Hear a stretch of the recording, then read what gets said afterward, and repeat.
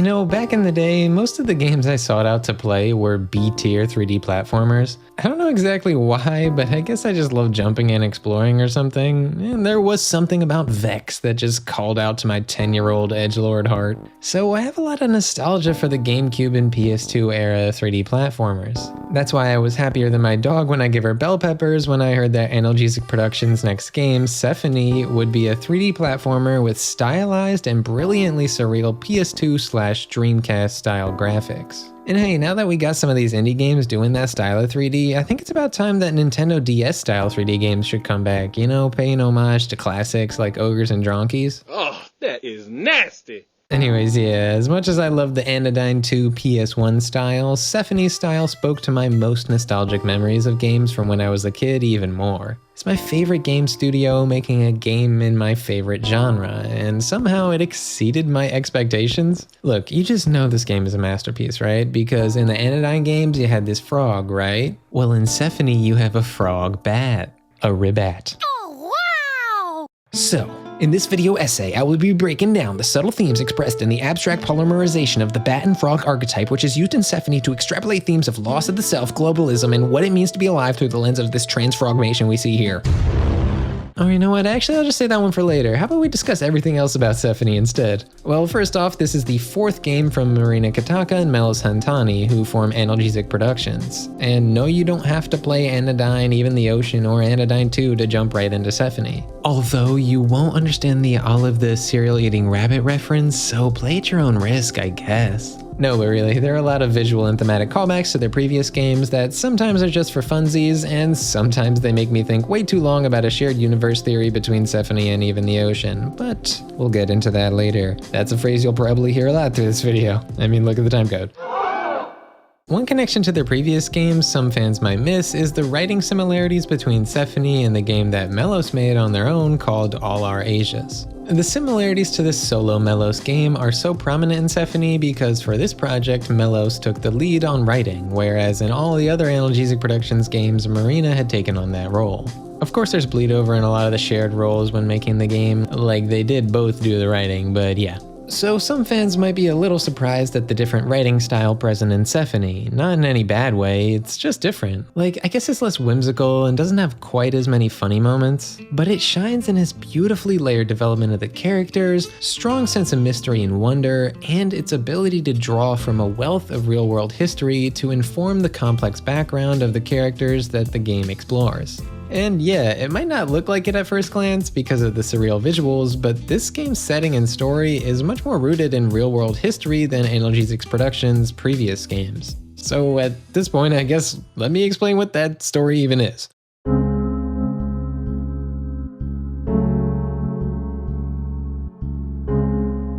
The three main characters, Amy, Ryo, and Ingwen, are all scientists heading to a mysterious island off the coast of Taiwan called Sephony to research the otherworldly life forms there. Of course, things don't go exactly to plan, or this wouldn't be a video game, would it?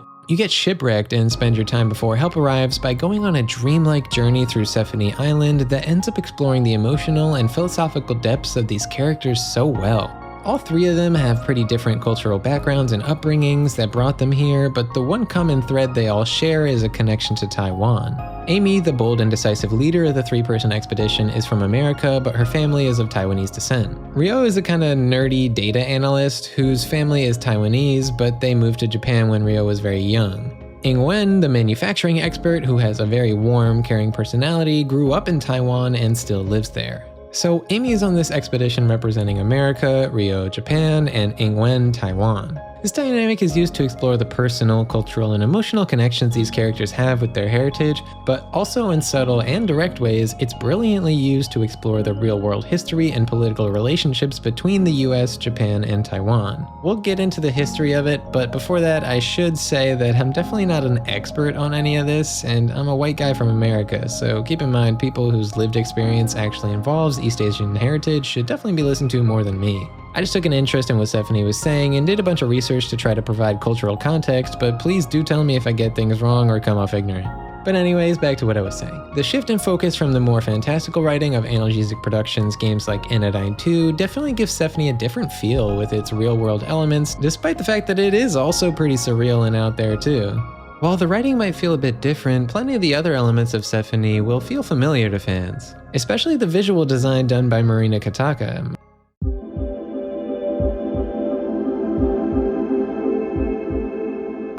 God, this game is so beautiful. The amount of creativity poured into every environment and character design makes this surreal journey have so many moments of spectacle. Every new area is mind-blowing in a different way, and every new species is so inventive, weird, and often pretty funny. There's a lot of great visual theming that I'll get into as well when I deep dive into the story later, but yeah, I just can't get over how pretty this game is. That cel-shaded style is like tailor-made to my taste. I almost want to compare it to other cel-shaded games like Jet Set Radio or Wind Waker or something, but honestly Symphony feels so different that it's hard to say that because of how much of a fresh modern art style this is that draws from so many other sources outside games. I read an interview where Marina listed Andrea Serio as a big visual inspiration for the game, and after checking out their work, that comparison definitely felt more accurate than any other specific games I can think of, and this is just really good art as well. In Symphony, the way these environments abstractly lay out such interesting shapes and colors really fries my bacon. Like, I'm so glad they added a photo mode to this too. It suits this game so well because you'll be wanting to stop and snap pics of this stunning imagery all the time. And as you're exploring to find your next photo op, you'll be jamming out to one of the best video game OSTs I've ever heard, and I mean honestly, just some of my favorite music straight up.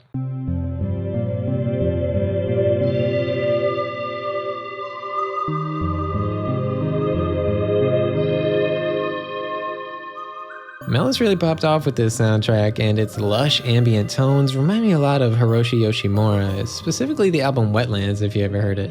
This OST is super ambient throughout, really. There's actually not a lot of pronounced drums at all in the OST, but hey, sometimes having too much drums is a mistake. Rock the funky beat. Influences on the OST from other games can be heard in songs like the theme that plays when you play puzzle sections, being very reminiscent of Chrono Cross.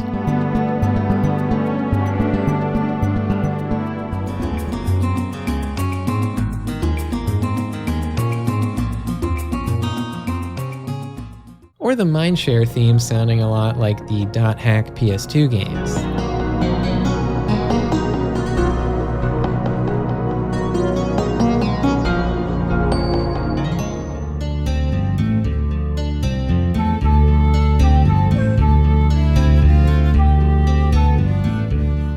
That synth guitar is so cheesy in the best way, and I love how the super strong melodies just cut right through the emotional ambient swells. Slap some peanut butter on these songs because this OST is a jam, and it's hit after hit, countless memorable moments time and time again. That can also be said about the gameplay.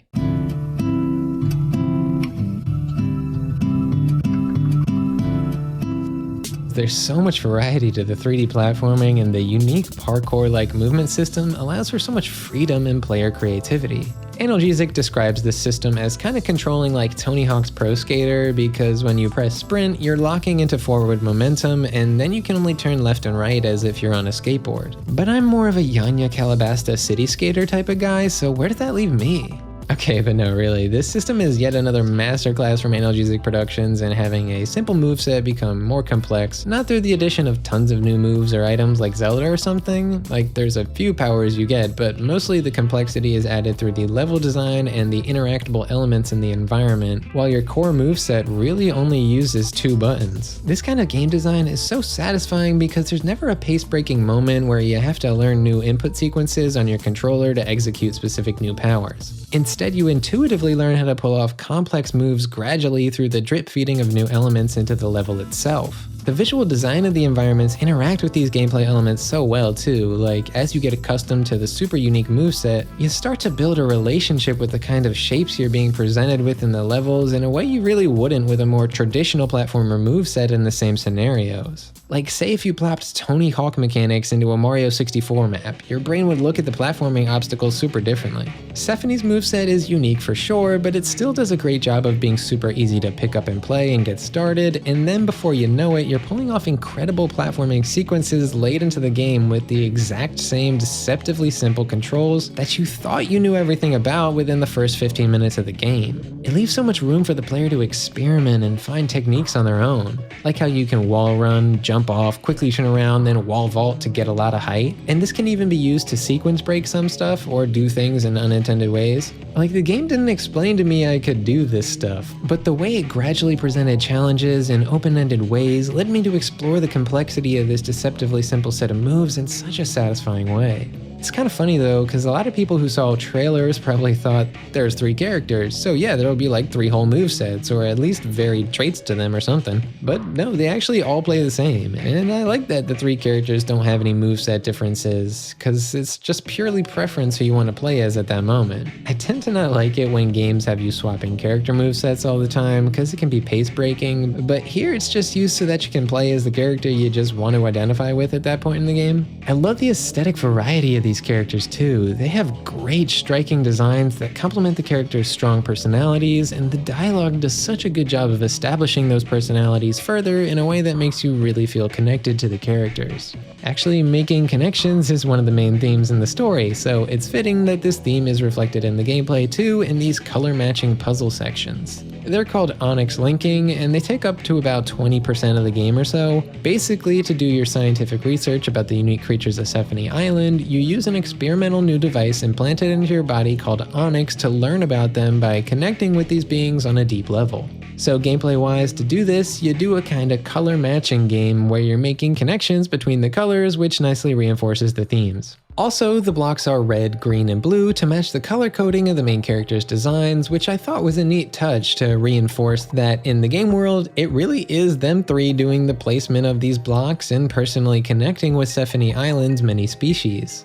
Now, people who played Anodyne 2 might find this gameplay loop in Sephony of connecting with creatures similar to how in Anodyne 2 you'd go around trying to help people by diving into them to clean their nanodust. However, there's a crucial difference here that I thought was really neat. In Anodyne 2, it was like Nova was trying to be a problem solver for the people she was supposed to help, but often this led her astray and didn't go as intended. In this game, the characters really just listen to who they're connecting with, and sometimes they share their own stories too, but yeah, this process really seems to be like a positive thing. I like to think this is like how when people are telling you about an issue they're going through, they often don't want advice or a fix, they just want you to listen and sympathize so they can process their emotions. And sometimes you can share some vulnerable stuff about yourself too if that's appropriate. Through doing this, you can really build a deep connection with someone, you know? This game's not exclusively about just making it to the next Onyx Link connection though, sometimes it is all just fun and games. Like, you've got these optional collectibles scattered all throughout the map that force you to really master the platforming mechanics to get to them. You often have to think outside the box when looking for them, literally outside the skybox in some cases. These items reward you with these neat little stories that let you learn more about the characters and world, which makes it just so fun to aimlessly explore Sephony. There's this one item you get that tells you a story about Ryo making an ambient song as part of this meme trend where people were making ambient drone music by stretching and slowing down meme clips. It reminded me of this real life meme song where it's just Justin Bieber's You Smile slowed down by 800% and somehow it's actually an incredibly good ambient song.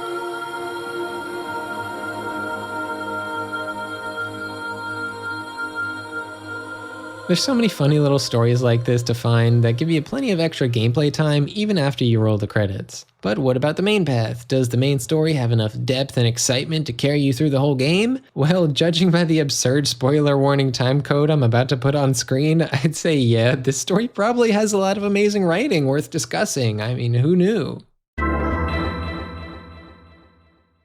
Okay everyone, all aboard. If you missed that first spoiler warning somehow, this is your last chance to move to the quiet car. Or if you want to chat about the game with me and everyone else, move to the loud car, also known as the comments section. Oh, and do keep in mind that this game is highly open to interpretation, so don't take my viewpoint as something that invalidates any of your takeaways. Alright then, so the first stop on our way to Sephony Island Storytime Station is what is Sephony Island? I briefly described the plot saying the 3 scientists, Amy, Ingwen, and Ryo, headed to a fictional island off the coast of Taiwan that's called Sephony. However, I didn't do much in the way of explaining why this island seems so alien if this game is set in the real world off the coast of Taiwan. Well, I guess it's kinda so surreal because the island itself feels more like a malleable story setting that's used to express metaphor, and so you kinda just gotta roll with the surreal punches. Like, there's a logic to why everything is the way it is, but the deeper you go, the more you'll realize this island is definitely more than meets the eye at first glance.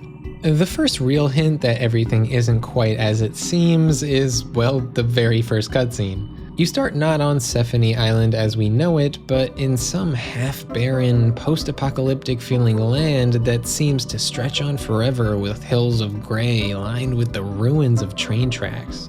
Inside a train sits a character only known to us right now as Observer. Where this place is in the confusing but poetic and emotionally resonant dialogue the Observer says sets the scene so well for all the dreamlike places that this story will be going.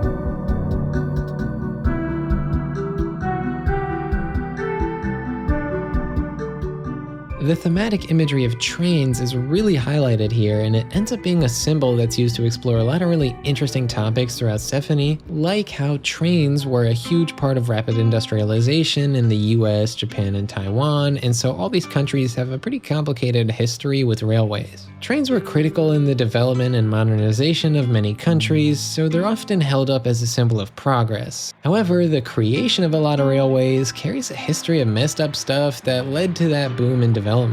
Like Japan's occupation of Taiwan paradoxically brought public funding and development to things like railroads, while also oppressing the hell out of the people at the same time.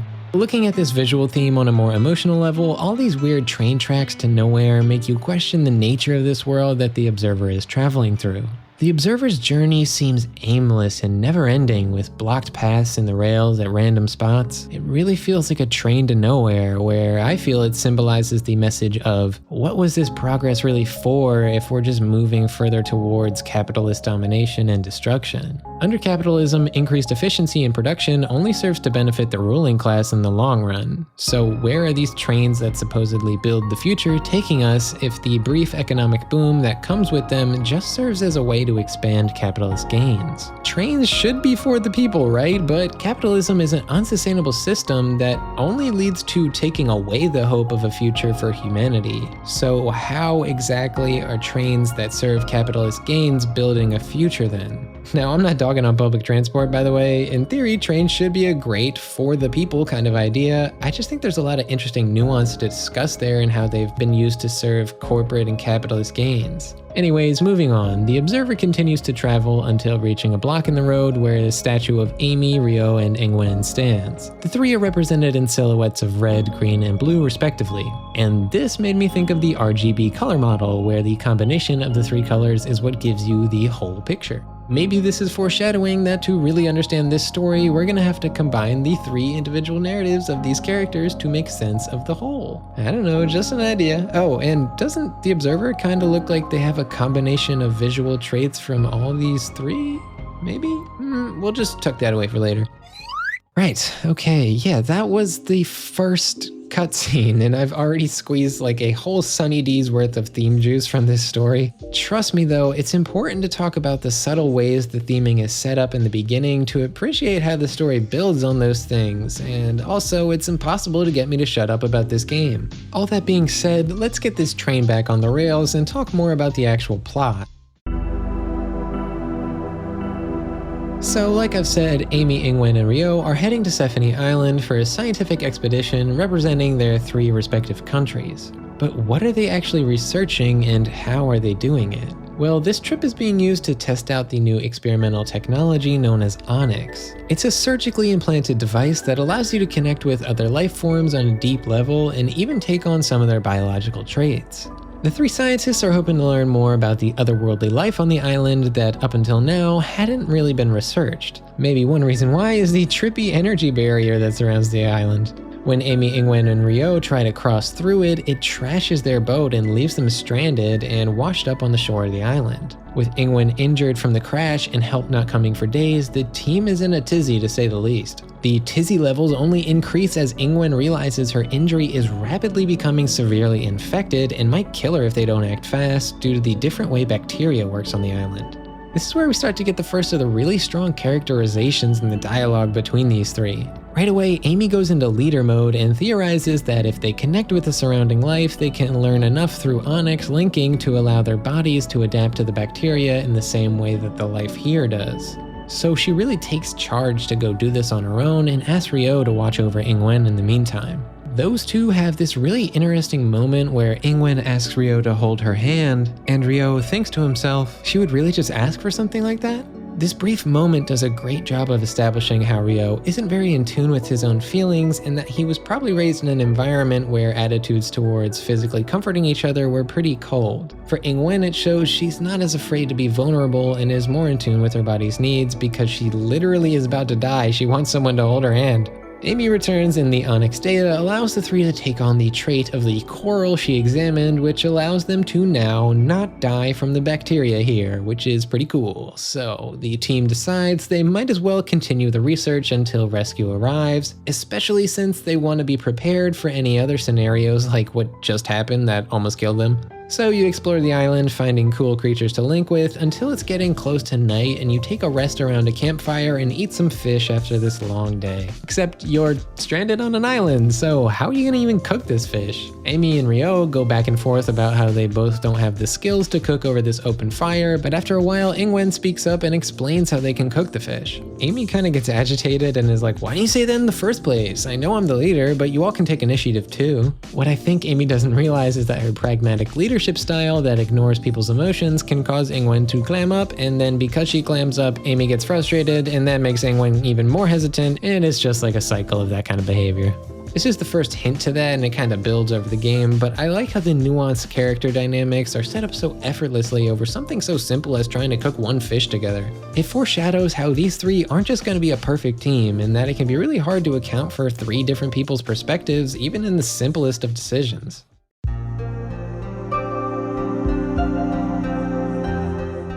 After they eat and then sleep, Ingwen is awoken by an irritated throat due to dust-like particles clouding the air. I'm thinking of someone who could help you with that dust. Okay, but really, this dust isn't snow or something, but instead it's these dangerous energy particles being released by the trippy barrier that covers the sky. So the team has no choice but to seek shelter in the ominous cave at the center of the island. Before we get to see what lies beyond, we cut back to that mysterious barren landscape for another cutscene with the Observer. But here they tell the player they're not just some observer, they are Sephony Island? Wait, what? Yeah, this alien-looking being basically is the island. They feel and sense everything on Sephony Island, whether inanimate or animate. Wait, do people even say animate? Never mind. You can think of them as like the spirit of the island or something. Now, before this reveal, I had a theory brewing about the Observer because they reminded me a lot of the storyteller character in Even the Ocean. That storyteller was also a narrator type character with mysterious foreknowledge of the story playing out, but the part here that really got my gears grooving was when Sephony said the line, "My flesh is soil." I was like, what? The storyteller's name in Even the Ocean was humus, which is basically another word for soil. Now, I don't quite think these characters are exactly one and the same, but they definitely have a lot of similarities and represent similar things to some degree. And so this becomes the first subtle hint towards the possibility of this being a shared universe with the one in Even the Ocean. I really like this other bit in this section where Sephony talks about how it's a bit more complicated than just that they are the island, but then again, so are the boundaries of your body and yourself. It brings up that neat idea of what makes up one's self. The food you eat becomes the cells in your body, so at what point did they become not food and become you? Where do you draw the line of what your body is? Is it just what you're conscious of? If all the organisms working together to form you are one being, then is the earth itself one being? Then why do people divide the earth into boundaries like countries if we're all connected like this? It's so impressive to me that so many of these ideas are being set up this smoothly so early in the game. Sephony's poetic dialogue says so much with so little fluff, I just love it. Anyways, after this brief time with Sephony, the cutscene continues as we cut to this neat, abstract, trippy space where the three colored silhouettes of Ingwen, Amy, and Ryo each say something that reinforces their characterization as Amy being the leader, Ingwen caring about how everyone feels, and Ryo being fixated on the research aspect of the mission. The camera then shifts starts to show the Onyx device inside a brain, and I guess this is implying that the Onyx is surgically implanted in their brains, which is a little terrifying, but nobody really clearly and directly addresses the implications of that in the game, so it's all good, no worries. No country would ever abuse people's private data, I mean, come on now. Oh no! Stephanie starts waxing poetically about how deep of a connection they're able to make with Amy, Ingwen, and Ryo because of the Onyx linking. And as this link continued to grow, there was something here that I got fixated on. Isn't Stephanie's head shaped kinda like the Onyx? Maybe add that to the save for later bucket, I guess. Stephanie starts talking about how, wait, if the connection I made with Amy, Ingwen, and Ryo was so deep, then why can't I fully remember them? Why am I hazily walking through this dreamlike land? There has to be more to this story. And you know that's for sure because it's just now at this moment that we hit the title card.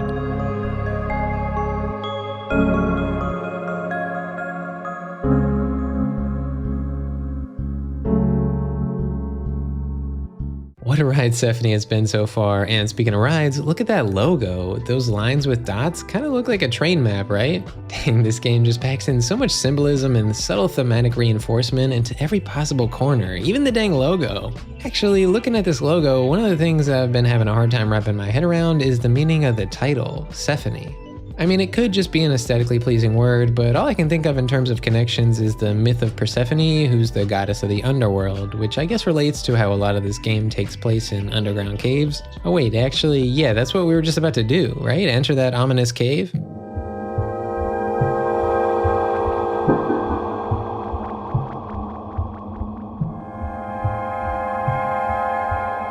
So yeah, the crew's in the cave, and they really don't have much of a choice but to continue trying to link with the species here, because who knows when the next killer dust type thing might show up. So since rescue won't be here for days, they start exploring the first layer of Sephony Island's cave system. The platforming really opens up here, and I love how free you are to experiment with the mechanics and find unintended routes. Or maybe you just want to mess around and jump to random hard to reach spots just because it's so much fun. That being said, even though the layout is so open, the game still does a great job in guiding you onto the path that leads you to the species that you can link with. I love this style of level design because it feels open and explorable without being overwhelming. This is the reason I'm not that big into open world games these days. I guess I'm just not that much of a Fallout boy anymore. But I used to like those kinds of games back in the days, so thanks for the memories, I guess. As you make your way from species to species, you'll eventually find an offshoot cave that has this stunning vertical landscape that's so fun to traverse because at the top of this cave is one of the key species of Sephony Island. Here we see the Thrascius, which is basically like the lungs of the island. When it does a kind of breath, it shifts the air pressure to give you a temporary super high jump. This makes for a super fun moment of variety in the platforming, and then once you reach the top and link with the key species, you get something a little different too. Unlike the other links that you did before, because these species are so important to Sephony Island, linking with a key species activates something called a mind share.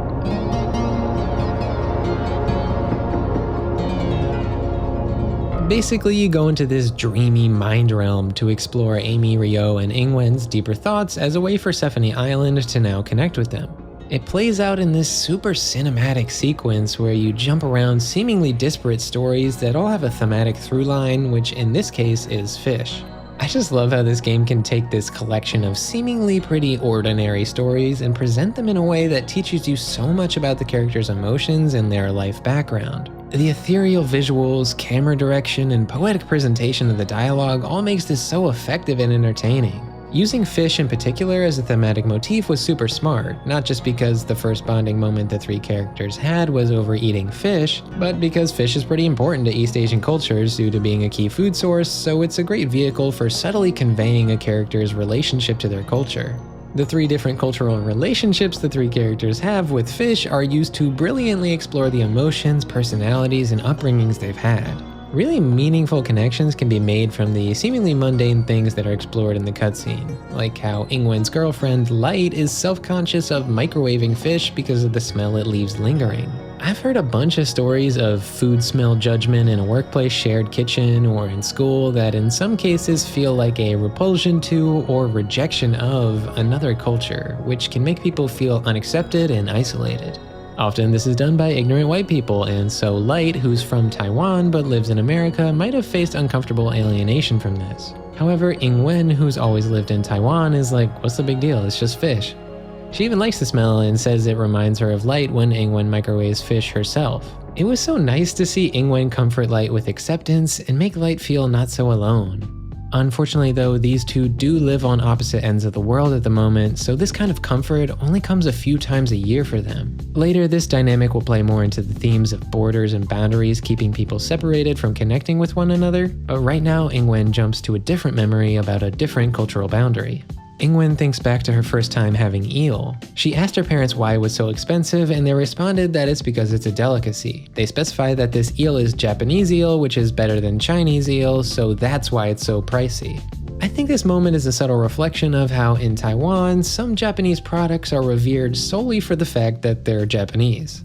A majority of eel eaten in Japan is even imported from China and Taiwan, so there's even more layers to the dynamic there. It's a super complicated relationship that has only grown more complicated with time. One of the big things complicating these feelings is the fact that Japan and China both colonized Taiwan, and both of their massively long occupations left a huge imprint on Taiwanese culture. Now, this kind of dynamic where a past oppressor's products are held in high regard isn't unique to just Taiwan though. Like, American culture has been seen as cool, good, or modern by countries it's occupied like Japan or Korea. Part of why this has happened throughout history might be that it's kind of a survival tactic of sorts. Like, to cope with the fact that your oppressor's country dominates on a global scale more than yours, maybe you try to lean into embracing their culture so as to have a beneficial economic and political relationship despite all the horrible things they've done to your country. Another aspect is that colonizers will intentionally try to replace aspects of your culture with theirs, and to those who don't understand the whole picture, this new colonizer culture being brought in might even be misinterpreted as a good thing if you don't question it too much.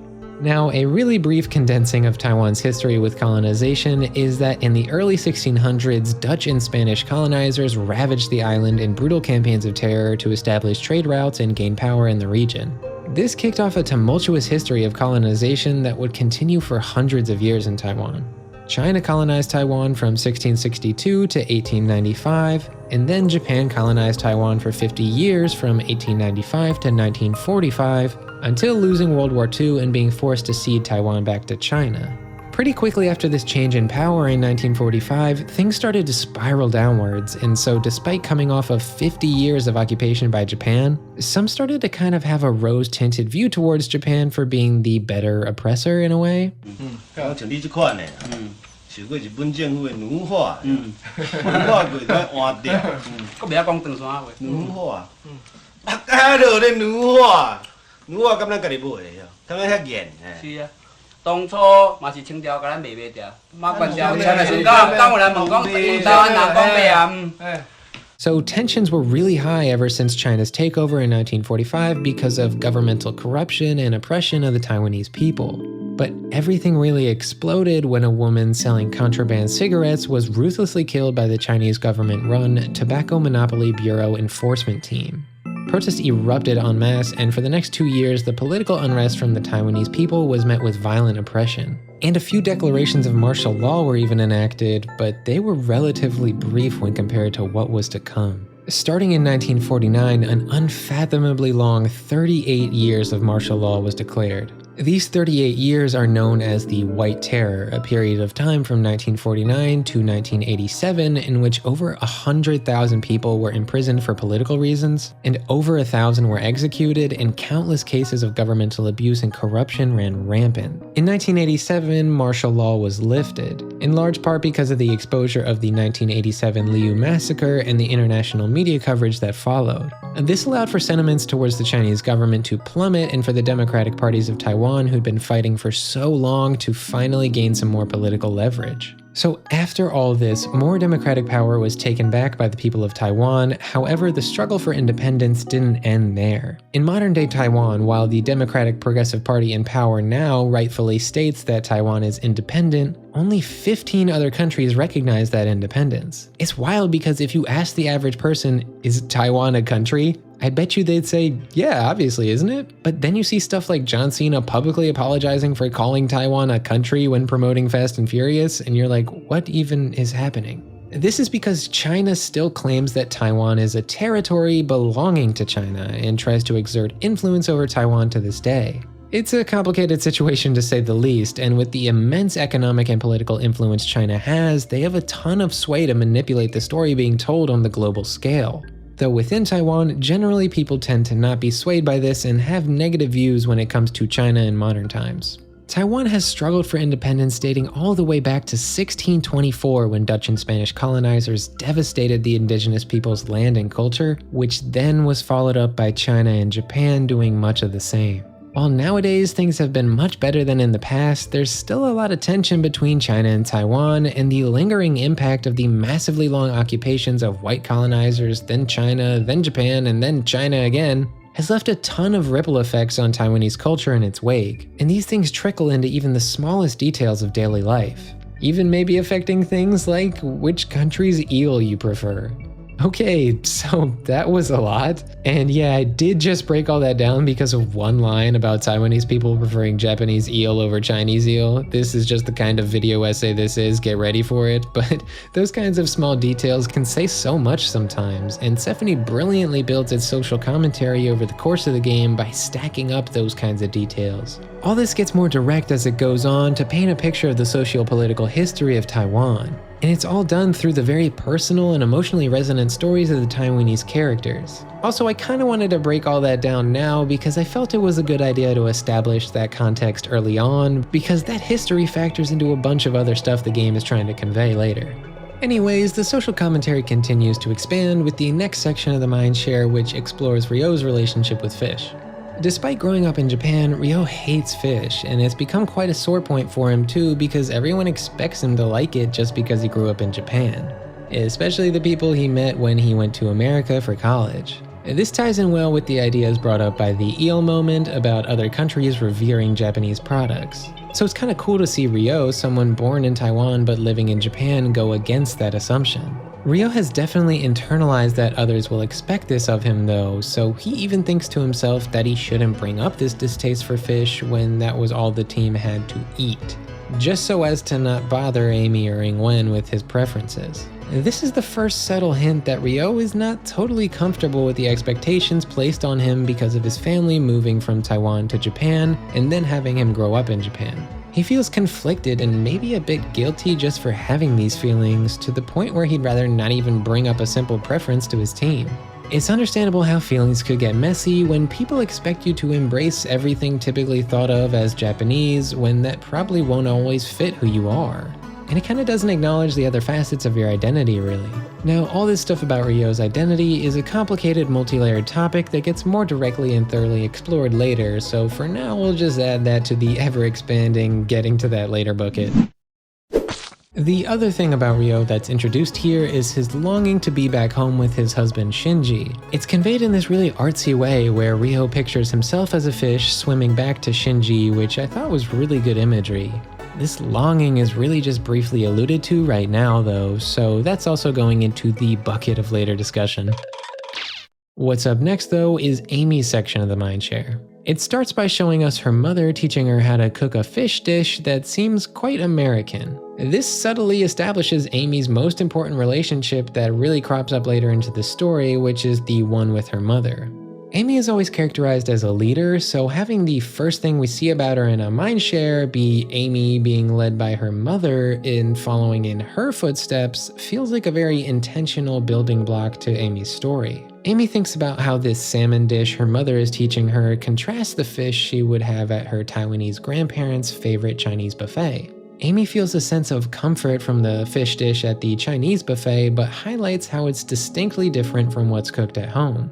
This is the first of many subtle signs that Amy wanted to have some connection with the culture from her grandparents' generation, but she mostly experienced a more American type of culture growing up. Amy leaves all this thinking about the comfort her mother and grandmother brought her and the comfort of the Chinese buffet that allowed a window into her grandparents' culture, which she was quite distanced from growing up in Bloomington, Illinois.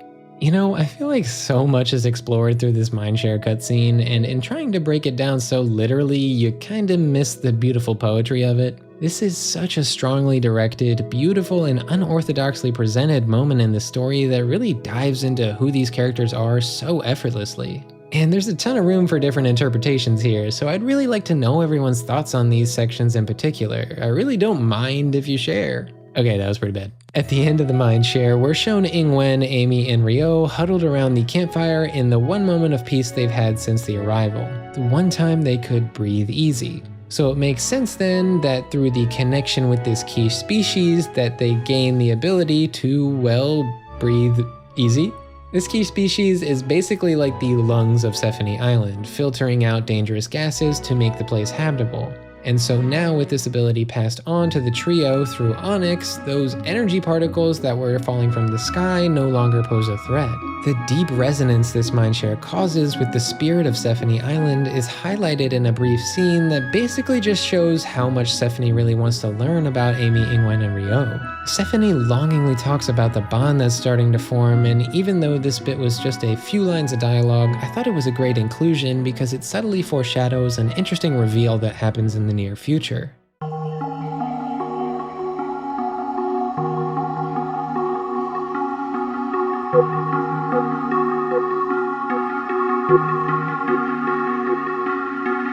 So, the more you've connected with the species of Sephony, you've learned more and more about Sephony and the ecosystem of the caves, like how the ribbats poop out guano and the dream sipper creepily loves the stuff. But yeah, you'll start to get a sense of how relationships like that interact to shape the island's terrain in ways that are definitely surreal and weird, but yeah, there's a logic to it. That is, until you run into a room that feels straight out of Twin Peaks. Yeah, like in the middle of this cave system, there's this weird office room that reminds everyone of the office they visited in Bloomington, Illinois. They recall a nice guy named Dr. Lee there who brought them hot dogs. Clearly, the hot dog symbolizes the American urge to relish in restriction, the bold, expressive flavors of the dog being confined between the towering white walls of the bun. Okay, I'm just being weird, but even weirder is that you meet the hot dog giver guy inside this room. Yeah, there's another person here on Sephony Island, and if that wasn't unexpected enough on its own, he's got the deepest V-cut of all time on his shirt.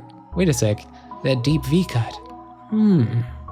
This is Dr. Lee. He's worked with Amy's lab, but recently quit. So everyone assumes he just got here before us, I guess. Not really sure how one would parkour an entire office space all the way past the floating mushroom platforms to get over here though. I mean, he's wearing a cape. Maybe he's got superpowers. Or there's just something even weirder going on, and something definitely is strange because this guy is talking weird. And I mean weird. Weirder than Will.i.am talking about Apple. Apple has more money than the American government has liquid. And you telling me kids ain't learning iOS in freaking third period? That don't make any sense. He starts talking about the cross-country train trip he took right after quitting the lab, and then starts talking poetically about the symbolic meaning of trains. He talks about how they represent human desires stretching outwards and pathing a network of connections through those desires and collective effort. But Dr. Lee admits it's not all so simple. There are snags in the human network, knotted veins, swollen accumulations of energy that drastically redirect the flow of reality. I love how carefully chosen the words feel in this writing. It expresses so much with so few words. Like first, the imagery of snags in the network makes me think of the disparate and broken railway imagery of the scenes with Sephony in the beginning. It brings back up the themes of railroads to nowhere that I brought up before.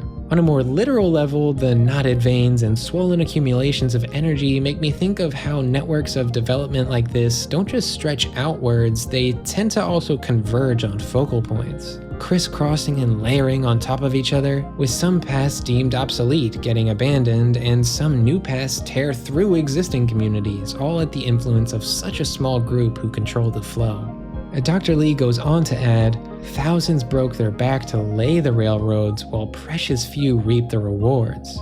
This line made me think of the Chinese immigrants in America who worked under horrible conditions to build the first transcontinental railroad. They were met with no reward in the social hierarchy for that work, they just faced more and more oppression. Furthermore, train travel was expensive, so not many could afford it, and even then it stood to benefit so few monetarily. Only those at the top of the economic chain would truly get rewarded for all of the effort of those thousands who broke their backs. Like, if technological advancement means you can do your job in half the time, you're not just gonna be allowed to take half the day off, you're just gonna do twice the amount of work in one day for the same pay. Like sure, being able to travel the country faster or see family and friends easier is a benefit, but that's really an afterthought to those guiding the development of the largest railroad networks for economic gains.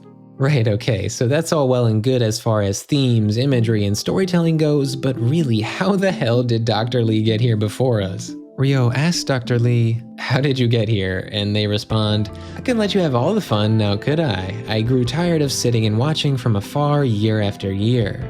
So this kind of implies Dr. Lee was a higher up who wouldn't really be sent on field missions, who grew tired and wanted to get out from behind his desk to explore the world. While that doesn't answer nearly all my questions, I'll suspend my disbelief for now. What this answer does do is get Ingwen and Ryo to respond in an interesting way. They say that they can relate to the sentiment Dr. Lee just expressed. Ingwen says, "Don't you ever feel like you're reaching out for something, but maybe you're not even sure what it is?" This could be in reference to the loneliness Ingwen feels being separated by an ocean from her long-distance partner, Light. Or maybe it's more to do with the reason she came here to Sephenie Island. Ryo adds on, "Whatever it is, it's always just out of reach, and in the meantime, I get so tired sometimes. Tired of everything, even the things, the people I want to care about." This sentiment shows Ryo might be growing disillusioned with the path he's walked in life. Like, yeah, you work for a big lab, doing work everyone says is important, but in climbing your way up the ladder to get there, you may have lost the meaning in anything besides doing the climb itself. When you do this, everything else in your life starts to not get the care it deserves, including those you love, and everything starts to feel distant. While these emotional explorations of the characters are beautiful, Amy tries to get everyone back on track, asking if Dr. Lee has had any contact with Bloomington or received any signal of rescue. Dr. Lee kind of brushes this off with a vague indication that there's no rescue party here yet, but that they're definitely coming sometime, so you should just continue your research, I guess? And then he just dips? It's all super odd, and there's so many questions left hanging, but the team is kind of like, okay, I guess what else can we do but try to continue our research? Right after the conversation, the door at the back of the office lowers, giving way to the second layer of Sephenie's cave system, which by the way has my favorite song on the OST. It's just so pretty and fits the setting so well.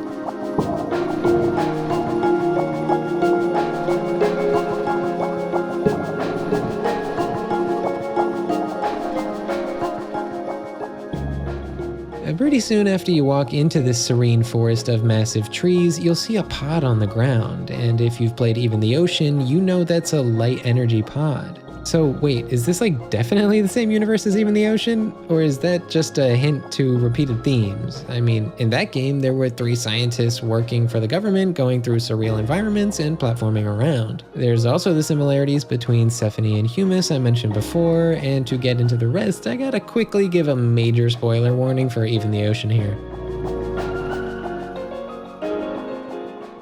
In Even the Ocean, Humus was an immortal being watching as the generations of humanity got wiped out and reborn, observing as they made the same mistakes that destroyed the environment again and again. The story takes us here only to reveal that at the end of it all, this character was actually telling the story of the events you just played and the mistakes that you made to a new generation of humans. This leaves a glimmer of hope for that next generations to avoid those mistakes. So Humus's name meant soil, and so it was like they were the representative of the earth itself in the story, like how Sephenie represents Sephenie Island in a way. So is Sephenie here to teach us something like Humus did to those future generations, or are we just stuck in another repetition of the same mistakes being made? Maybe through true connections that are made through listening to each other and to the earth around us, we can figure out the answers. Okay, spoilers over, but seriously though, play Even the Ocean if you haven't. That game's incredible, but let's get back to Sephenie. So yeah, after traveling through some incredibly creative platforming sequences using what looks like those energy pods from Even the Ocean, you'll eventually find an offshoot cave that has this really beautiful pinky haze going on. And in the distance is the second key species of Sephenie Island, Pomelia. The first key species was based on lungs, but the body part I think this second key species design was based on was a little more subtle, I think. To me, it looks like it's themed around reproductive organs. The hormones this part of the body makes are key in development and change in the body, so this design is alluding to the fact that this species is responsible for a lot of the physical changes to the topography of Sephenie Island. and it foreshadows that the characters and Sephenie itself are about to undergo a lot of change after this. The way this key species causes change is by releasing pheromones that direct other different life forms to specific areas in Sephenie to cause change in the landscape. They're laying grooves to direct the flow of energy, life, growth, and decay. This kind of calls back to the idea Dr. Lee brought up when discussing the train tracks, and specific words Dr. Lee said are even intentionally used again to drive home this connection. So the idea is like people use tantalizing promises of development as if they're pheromones to converge people's desires onto paths that shape the flow of human society. Now, this goes for a lot of what I said in this video, but the connections I'm drawing here might not even be intentional, but Sephenie has a way of making nearly every sentence feel entwined with meaning. There's so much room for interpretation and speculation that allows for so many discussions. It's a game that really draws you in to connect with it and project yourself into it, revealing things about yourself and Sephenie, kinda like a mindshare would. Yeah, here we have the second mindshare of the game because these kinds of deep connections are necessary to truly link with the key species of Sephenie. First up is Ingwen's section where she reminisces about a family vacation to Kaohsiung City in Taiwan that she went on when she was in high school. They took a visit to the harbor by the Pier 2 Art Center at sunset, the time of day when the hot air finally cools, creating a moment of peace. As Ingwen eats a milk tea popsicle with Okinawan sugar, she remarks how she can taste the sugar but not the Okinawan. This is a pretty funny moment, but it's cool because it kind of ties into the Japanese eel idea I brought up before. The whole Okinawan sugar thing might just be a marketing tool to appeal to people's positive sentiments about Japan, even if it is kind of a facade that doesn't acknowledge the complicated history that made this sentiment marketable. But enough about Japan. This moment is really about celebrating Taiwan. About how through all the hardships and occupations, including 38 years of martial law, they were still able to create so much beauty through it all. Like this Pier 2 Art Center, which was repurposed from abandoned warehouses and turned into a celebration of Taiwanese art. When you put it into terms like that, it seems like a simple thing, just an art center. But Ingwen goes on to say that even the simple things can make a big difference. Even things like being able to enjoy a sunset at a harbor in peaceful times. It's important to appreciate the sunset moments, the slivers of perfect serenity that come as such a cool relief to the burning hot chaos that's plagued so much of Taiwanese history. This city, Kaohsiung, was crucial in the development of Taiwan's more progressive political movements. The Kaohsiung incident in particular is cited as a pivotal movement in modern Taiwanese history. This place, this city, was crucial in the fight for democracy and freedom, and yeah, there are still political tensions with China to this day, but hey, there's peace here right now, and sometimes it's important to take the time to just enjoy that. Who knows what the future might bring, but for right now, Ingwen has this sunset moment. Her parents start to talk about the next trip they might take, possibly being to Okinawa, and so Ingwen's mind drifts to Ryo, who she feels she should get to know more. Since he lives in Japan, there's a decent chance he's been to Okinawa. We cut to Ryo's memories on the beaches of Okinawa having a peaceful time until we get hit with the reminder that this island is still home to large US military bases, with over 26,000 soldiers stationed there. This all started from the actions of the US post-World War II. The US and Allied powers seized huge parts of Japan and the territories that Japan controlled. The US started using it as a military foothold for their plans to military and politically expand into East Asia. All this caused so much chaos and trauma for the civilians whose lands they occupied. Now, Japan's war crimes during the age of Japanese imperialism were immense, but civilians paying the price for that in perpetuity just doesn't seem right, especially since many of the decisions regarding the post-war punishments were solely in service to bolstering the US military presence in East Asia and not for the benefit of the actual people most affected by those war crimes. I mean, they even exonerated the emperor and the entire imperial family of Japan of all their crimes, and later released horrible war criminals like Nobusuke Kishi and supported their rise to power during the Cold War just to use them as a pawn for the US. All this makes it seem like the US never truly cared about punishing the people in power for the horrible things they did. Their main priority was always to use the situation to gain political and military control in East Asia. And they do this in a way where average people and not the ruling class would pay the highest price. It's wild that to this day, the US still treats Okinawa like it's a US colony, despite huge pushback from locals who want the military bases gone. This whole situation reminds Ryo that if a war were to break out in East Asia again, this peaceful island would once again become a focal point of tension. Ryo even remembers how Okinawa wasn't always a part of Japan and was taken in an invasion in 1879 when at that time it was Chinese territory. This small island has long been a point of conflict and war, mostly based on its strategic positioning between Japan and China, which is much like Taiwan's situation. It's all too much to take in. Ryo is here and it's a time of peace. It's okay to enjoy this time, despite all the history of this place weighing on his mind. I found it interesting that this sentiment was followed up with Ryo thinking to himself, should I really be held accountable for it all? After all, you think, with a twinge of guilt, your family is from Taiwan, not Japan. Ryo definitely struggles with the Japanese side of his identity because of the messed up history of the country that he's all too aware of and his experiences in Japan. But in the first place, he's not individually responsible for the systemic issues of the country he calls home. I feel like maybe Ryo as a character tends to project personal bottled feelings of guilt he doesn't know how to address onto larger issues outside his control. Like take the conversation he has with his husband Shinji about how they should go on trips more often. Ryo has conflicting feelings about this because he gets anxious from feeling the need to be at work all the time. He doesn't actually address the guilt these conflicting feelings cause him, so they come out in other ways. I know personally I've projected my guilt I didn't know what to do with onto issues I can't control. In a weird way, making those things my fault makes them easier to understand, and it becomes an outlet to feel that guilt in an abstract way, detached from addressing where the actual feelings of guilt are coming from. Myself being from America, I can see parallels in how all of America is stolen land, and how we need to remember that history and fight against the systems that still don't acknowledge those atrocities. However, you don't need to take on all of that guilt yourself, and you don't necessarily have to distance yourself from being an American if you don't want to.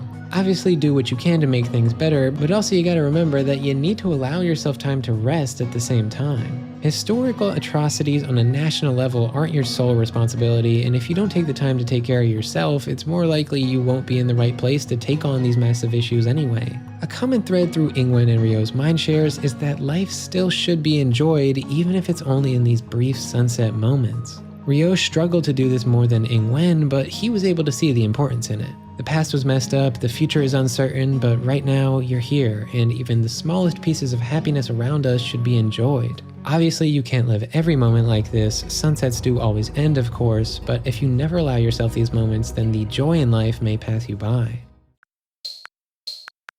In Amy's section, we see how she struggles the most with this, and that's why when she combines her family vacation to Hawaii with a work conference, the whole trip flies by without a moment of real vacation time being depicted in the cutscene. Ryo really struggled to let go on his vacation, but he at least had a bit of peaceful time on the beaches of Okinawa. Building on more repeated themes, Amy's next scene echoes Ingwen's sunset moment looking over the harbor. Here, Amy also has a moment looking over the water, but instead of appreciating where she is for what it is, she would rather imagine it as anywhere but Illinois. In this scene, Amy is attending a ball being held in Chicago for young Taiwanese professionals. Amy shares some really interesting thoughts about the dress code here, and how she's kind of annoyed at how strict it is because she likes rules, but only if she can understand their motivations. I think this characterizes her leadership style well, but what makes this even more interesting is that she follows this up by wondering, why are we being forced to wear American formal wear to honor all these Taiwanese people?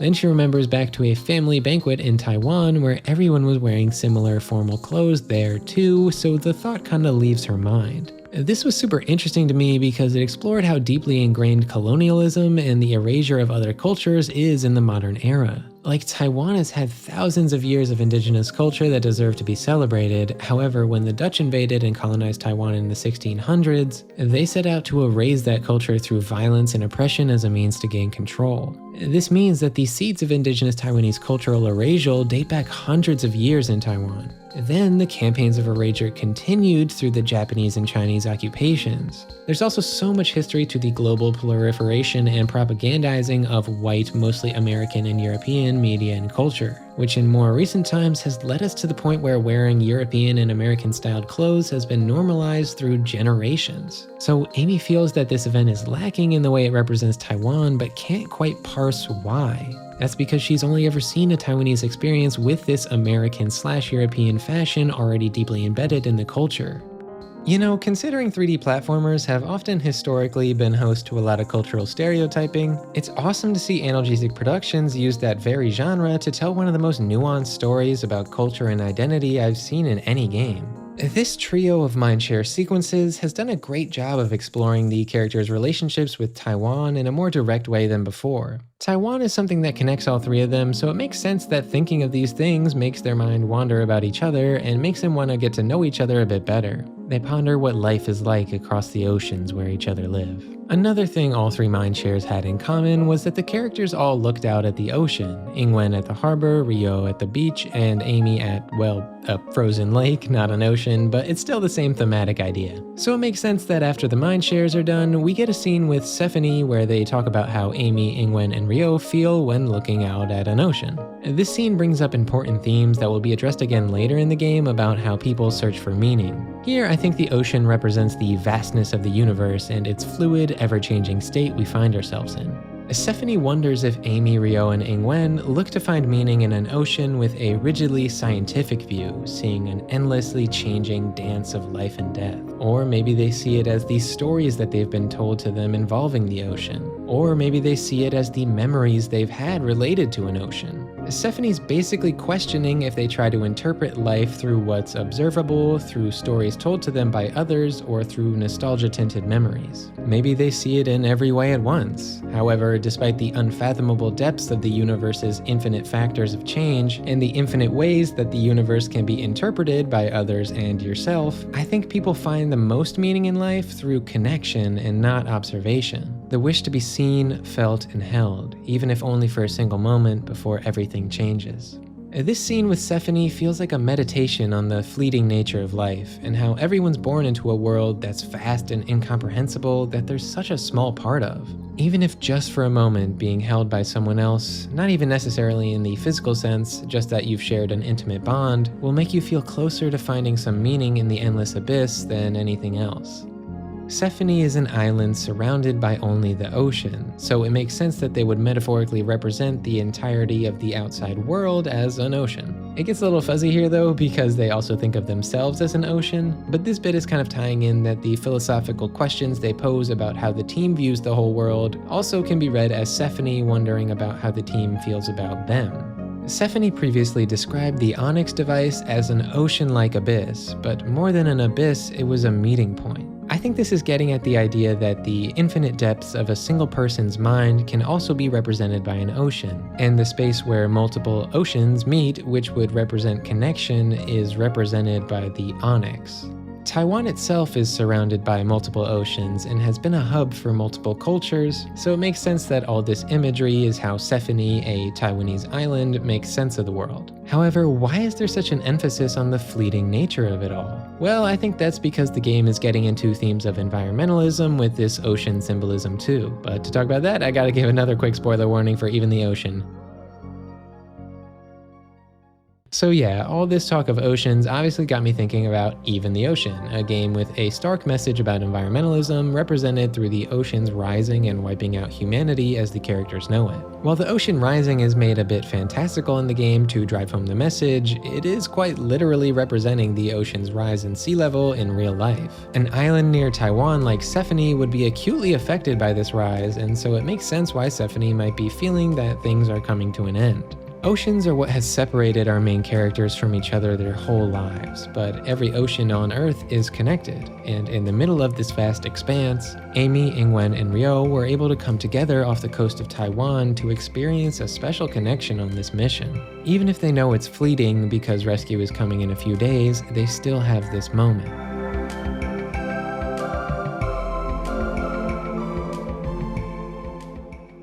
So that's our second mindshare, and you know, I think the mindshare's topics about somehow making connections in the vast expanse of the world are thematically connected to the key species that we linked with at the start of this whole mindshare. Like, this key species reaches out to communicate with other species on Stephanie Island with its pheromones. Now, it does do this to control the desires of the other species, but what's relevant is that these connections drive so much of what makes Stephanie Island able to exist.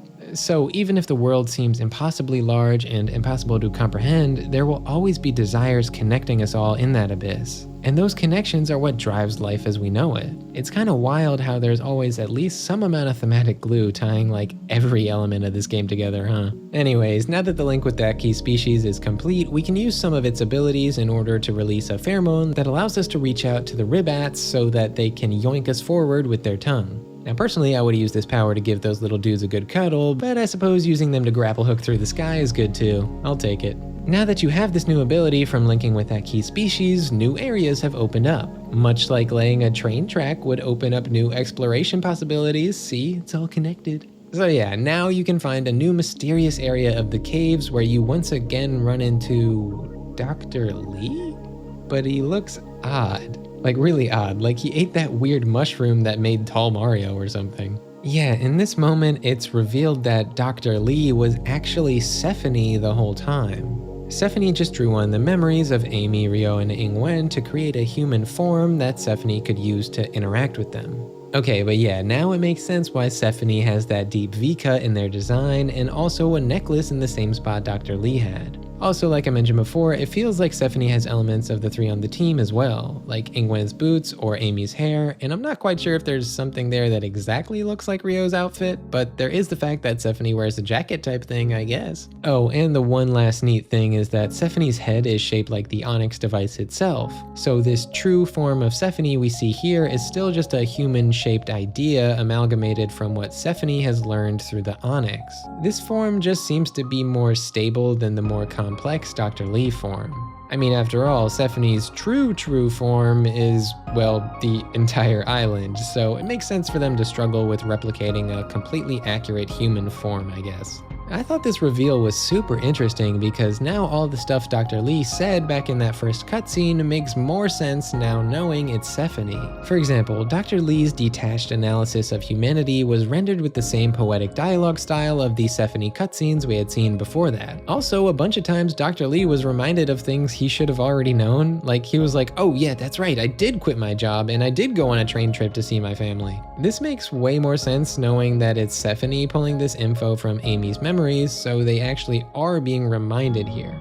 This is such a good game for repeat playthroughs because of all the double meanings in the dialogue that you notice and the subtle seeds planted for later themes. Like, something else I found interesting is that Dr. Lee / Stephanie bluffed and told them, I have a data feed that says there's no rescue coming, so please continue researching. It's not like I crave the connection your research brings me or anything like that. In that moment, I think the team could feel that connection building under the surface in ways they couldn't quite understand yet. And that's why Ingwen and Ryo got kinda unexpectedly vulnerable in that conversation with Dr. Lee. I think these two opened up in this way because they're talking to Stephanie specifically. Stephanie has a way of pulling these deep-seated feelings out of people in order to connect with them. I mean, that's why the mind shares are so impactful, right? Now, at that time, someone had to come in with the question we were all really thinking about, though. So Ryo says, but how did you end up here?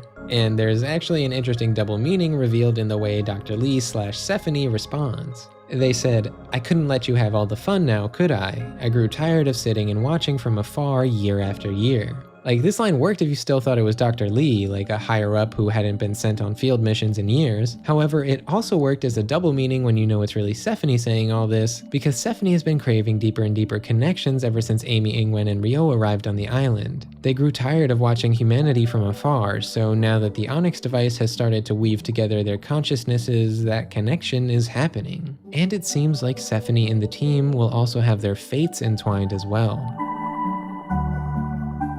Oh, and would you look at that? It's the red thread of fate. It's almost like I wrote and edited this to transition into the next thing I'm about to talk about. So yeah, I said their fates become entwined because here is where the crux of the plot really kicks into gear. Stephanie tells the group that their world is in danger because deep in Stephanie's caves lies something called Null.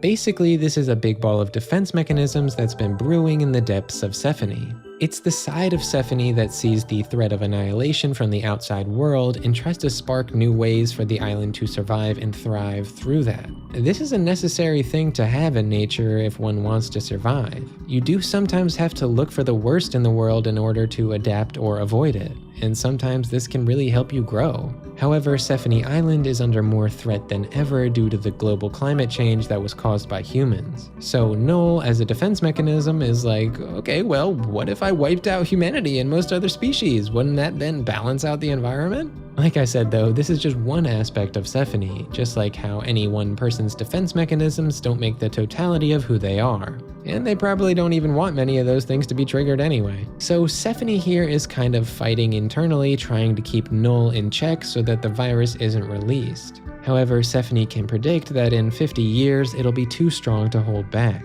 So they ask Amy, Ingwen, and Ryo to continue connecting with enough key species on the island until the point where they're close enough with Sephony to be able to then connect with the darkest parts of Sephony, reaching out to understand the darkness of Null without everything going to baloney. If they can pull this off, they'd be able to use the data from Null to create a vaccine against the Null virus. Right, so yeah, this is where the real core of the story is laid out. Get to Null to save the world. I know some players might find it odd that this plot development is being introduced kinda deep into the story, or they may think that the story had a slow start. And I can understand and kinda agree with this sentiment, but I don't view it as a negative at all. The story just had a much more character-focused approach and wasn't trying to blast your socks off with quickly paced, exciting events. It has a much more laid-back approach that slowly draws you into really caring about the characters and the island. So when this plot point about Null is revealed, you actually really feel the weight of it. It totally wouldn't have worked in the same way if this was told to you really soon after arriving on the island.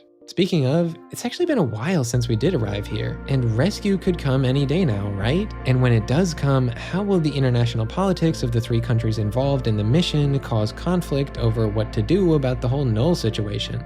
Will the bureaucratic red tape stop them from being able to really do something to prevent Null? I love that visual touch, by the way, how the red thread binding Null represents the intertwining of fates between the team and Sephony, as well as the red tape they'll have to face now that the three countries their fates are tied to will be in the mix. Ingwen feels the pressure to do something on their own before help arrives much more than Amy or Ryo. Maybe this is partly because Taiwan has the least sway in the international politics of it all. Ingwen starts to doubt if Amy and Ryo even feel the same way as her. Because even though they seem to want to keep linking and get to Null, they also seem more hesitant to act. And maybe they're more afraid to act because they're stilted by the fear of how their countries will respond if they don't reach Null in time. I mean, America and Japan don't exactly have a great track record when it comes to the development and use of bioweapons, so there is a legitimate cause for concern if they get their hands on Null, which would be like the most deadly virus ever. At the very least, it'll create a power struggle and a point of tension between the three countries, and like Ingwen says here, it's hard enough to get 3 people to agree on something, so 3 whole countries will definitely butt heads and act like buttheads.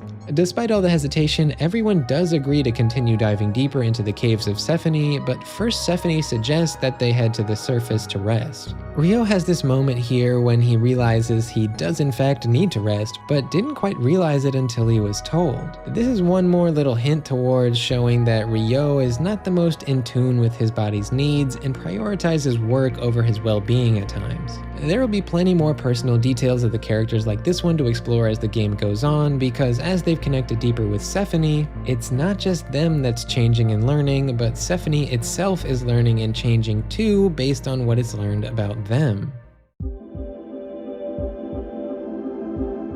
The first thing that shows this change in Sephony is that the next cave opening you find reminds Amy of a distant relative's house that she once visited in the mountains of Taiwan. As you enter this cave opening, it's clear this connection to Amy's past was no coincidence.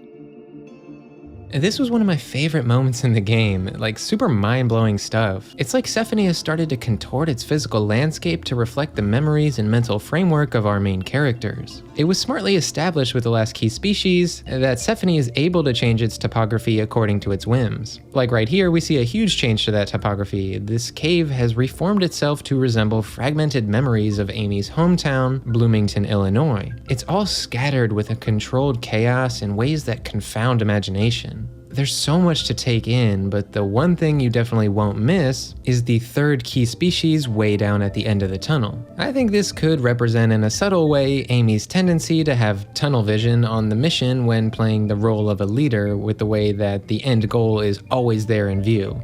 Seeing all these memories of Bloomington represented here makes Amy reminisce about the farmlands of her hometown. She feels that most fail to see the beauty in farmlands and that most don't acknowledge that they're the engine of the nation. Fitting with that engine analogy, she remembers driving through the farmlands as the moments when she found the most peace. However, she ends this out by saying that these nice drives can never last, as research always calls. Lunch breaks end, the sun always sets, which is a nice callback to the idea of sunset moments that was explored in the last Mindshare. And in fact, the lighting in this area is kinda like a sunset, with the orange glow of the key species illuminating the tunnel.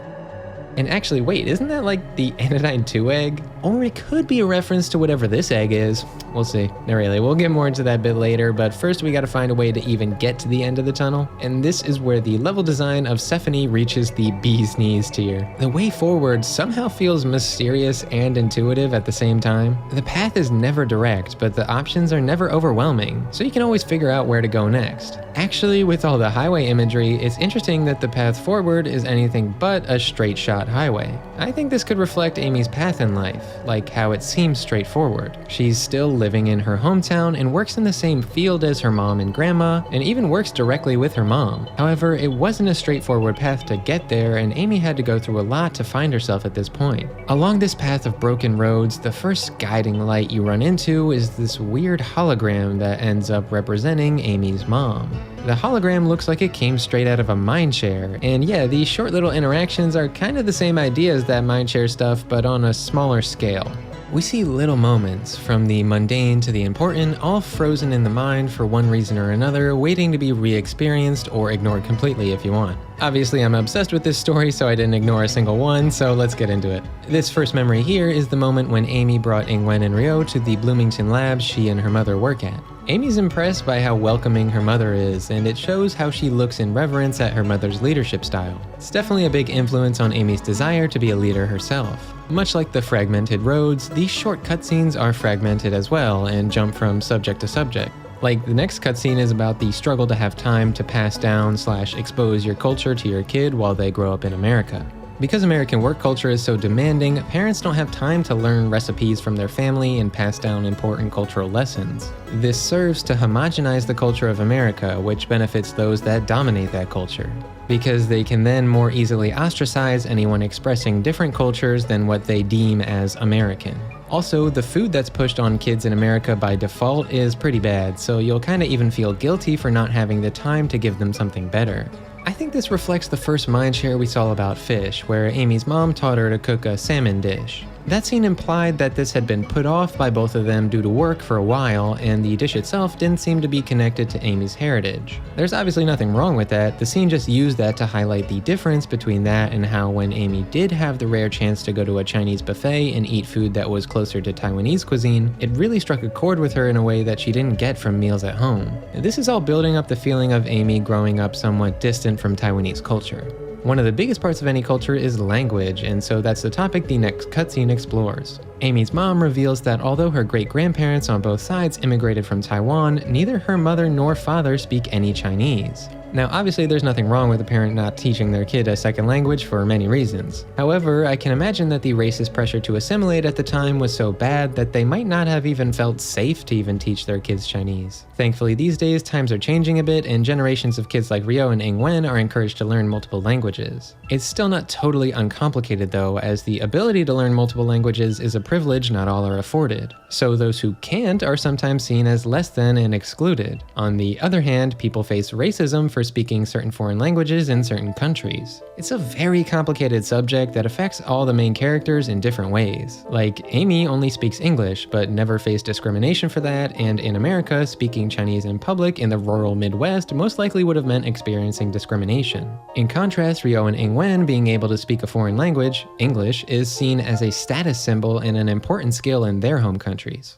This dynamic is further explored in another scene where Amy's American work colleagues are discussing going to Japan. The one going to Japan has never left the country and is just now at the last minute considering, oh wait, I don't speak any Japanese. But their main concern is whether they'll still have a good time. Not anything like having trouble engaging with Japanese people, just will I have a good tourist experience? And the other colleague just reassures them that Japan is super tourist friendly, which is a pretty loaded phrase because it implies an assumption that people will accommodate your English-only background. It's a great reflection of the double standard dynamic I just mentioned.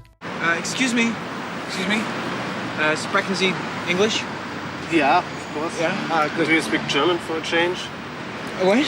Because of the proliferation and propagandizing of English-speaking cultures around the world, Americans expect other cultures to accommodate their lack of language skills, while in America, people are othered for having language skills. This imbalance in power that America upholds is reinforced soon after when Amy's mom discusses how Ingwen and Ryo will have to clear any data they gather through the US lab first. So it's like the US gets to be judgmental and suspicious of other countries, but expects them to see the US as the arbiter of what's right for no real good reason. It's pretty messed up.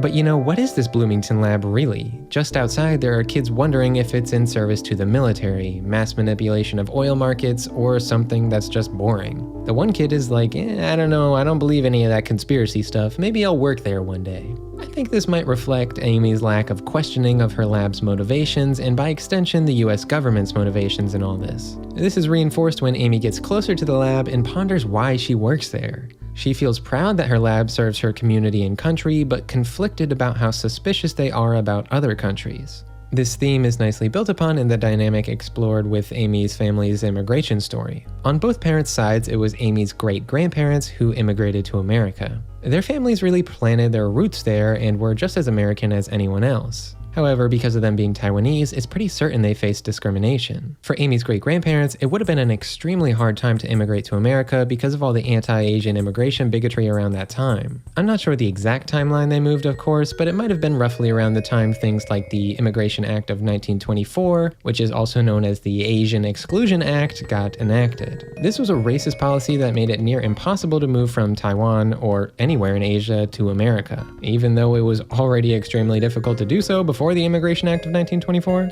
The Taiwanese immigration to America only really opened up after the mid-1960s when some of the incredibly racist exclusionary immigration legislation had been toned down slightly. This still didn't mean anyone could immigrate, only those in what the US saw as valuable fields of work could come over. This reinforced a harsh meritocracy that affected people of color extremely disproportionately. When moving to America in those times, the racist pressure to assimilate must have been so intense, and the pressure to erase your own culture from your life to prove you will submit to American values must have been incredibly hard to deal with. This could possibly be why both of Amy's grandparents and parents don't speak much Chinese at all, and didn't pass down much of their culture to Amy. Because if they did, they'd likely be ostracized by many white Americans for expressing any aspect of their Taiwanese heritage. We start to really explore these ideas further when Amy makes it to the end of the tunnel and links with the key species, Chandramata, to start a mindshare sequence.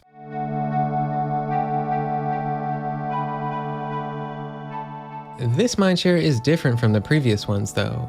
This time it's just text and surreal collage works to accompany it, but I'll be damned if it isn't effective. The eclectically arranged pictures form a fragmented and surreal reflection of Amy's life that nicely complements the fragmented and surreal level design that brought us here. For Amy, right off the bat, the mindshare sequence focuses on family. The mindshare spends a lot of time exploring the previously established disconnect Amy feels from Taiwanese culture, and her confusion as to why it was never passed down to her. She'd read online about how many other grandmothers and mothers had passed down a lot of their culture. So she wonders if what her family meant to pass on was a commitment to science or something, and that feeling was a big inspiration for why Amy entered the field herself. This got me thinking about ideas like, if her family felt pressured to minimize the presence of Taiwanese culture from their home, then there would be this void that Amy is trying to comprehend and to fill, but she's really only doing so with guesswork. Like, she doesn't know for sure if her grandmother truly meant to pass down science and not any Taiwanese culture. And anyways, those are two wildly different things to pass down, so the void Amy feels from a lost connection to Taiwanese culture wouldn't really be fully satisfied through science anyway. This is similar to the moment with the ball for Taiwanese professionals that I talked about earlier. It's this feeling that something is missing, but it's been gone for generations, so you don't even know exactly what's missing, why, or how, but you have this feeling that something is off. Although, who knows, maybe it was Amy's grandma's true passion to do scientific research and that's all they ever wanted to pass on. But even if that was the case, they never clarified any of this to Amy, so she's left grasping at straws for the meaning in her familial ties. All these questions seem to be resurfacing around the time of the death of Amy's grandmother, because this is when it really hits Amy that she never got the chance to ask her what she meant to pass on. It leaves her questioning if this career-focused life was really the road she was meant to take. She reminisces on the time she spent living in the city, wondering if that time where headlines became real and the world's problems were more apparent was something she should have embraced. However, the comforts of home were too appealing and the opportunities for work were too enticing. Amy chose the suburban life she'd grown accustomed to, and there's nothing wrong with that, but because she now has more perspective on the world, it's hard for her not to continue to question if she's in the right place and on the right path. Amy struggles with feeling like she's not the best version of herself and regretting the different paths she could have taken, which is nicely visually represented by the imagery of the fragmented paths all over the level. Highways are supposed to be straightforward, like Amy's story might seem to be from an outsider. However, the path to get here wasn't such a straight shot. It was a fragmented journey full of twists and turns, the whole time with the end goal lingering in the distance. It's comforting, familiar glow pulling you forward.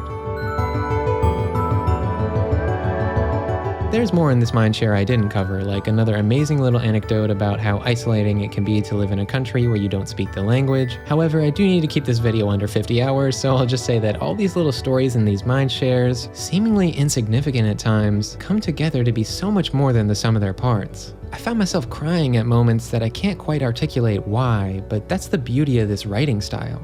It's so evocative, and the ethereal and poetic way things are presented just makes the emotions conveyed hit so well. The imagery is so effective, feeling so surreal and familiar at the same time. And speaking of surreal and familiar, what does the imagery of that orange egg thing remind me of again? So yeah, this key species in Sephanie is similarly shaped and colored like the egg Nova is born from in Anodyne 2, which in that game is a comforting, womb-like place.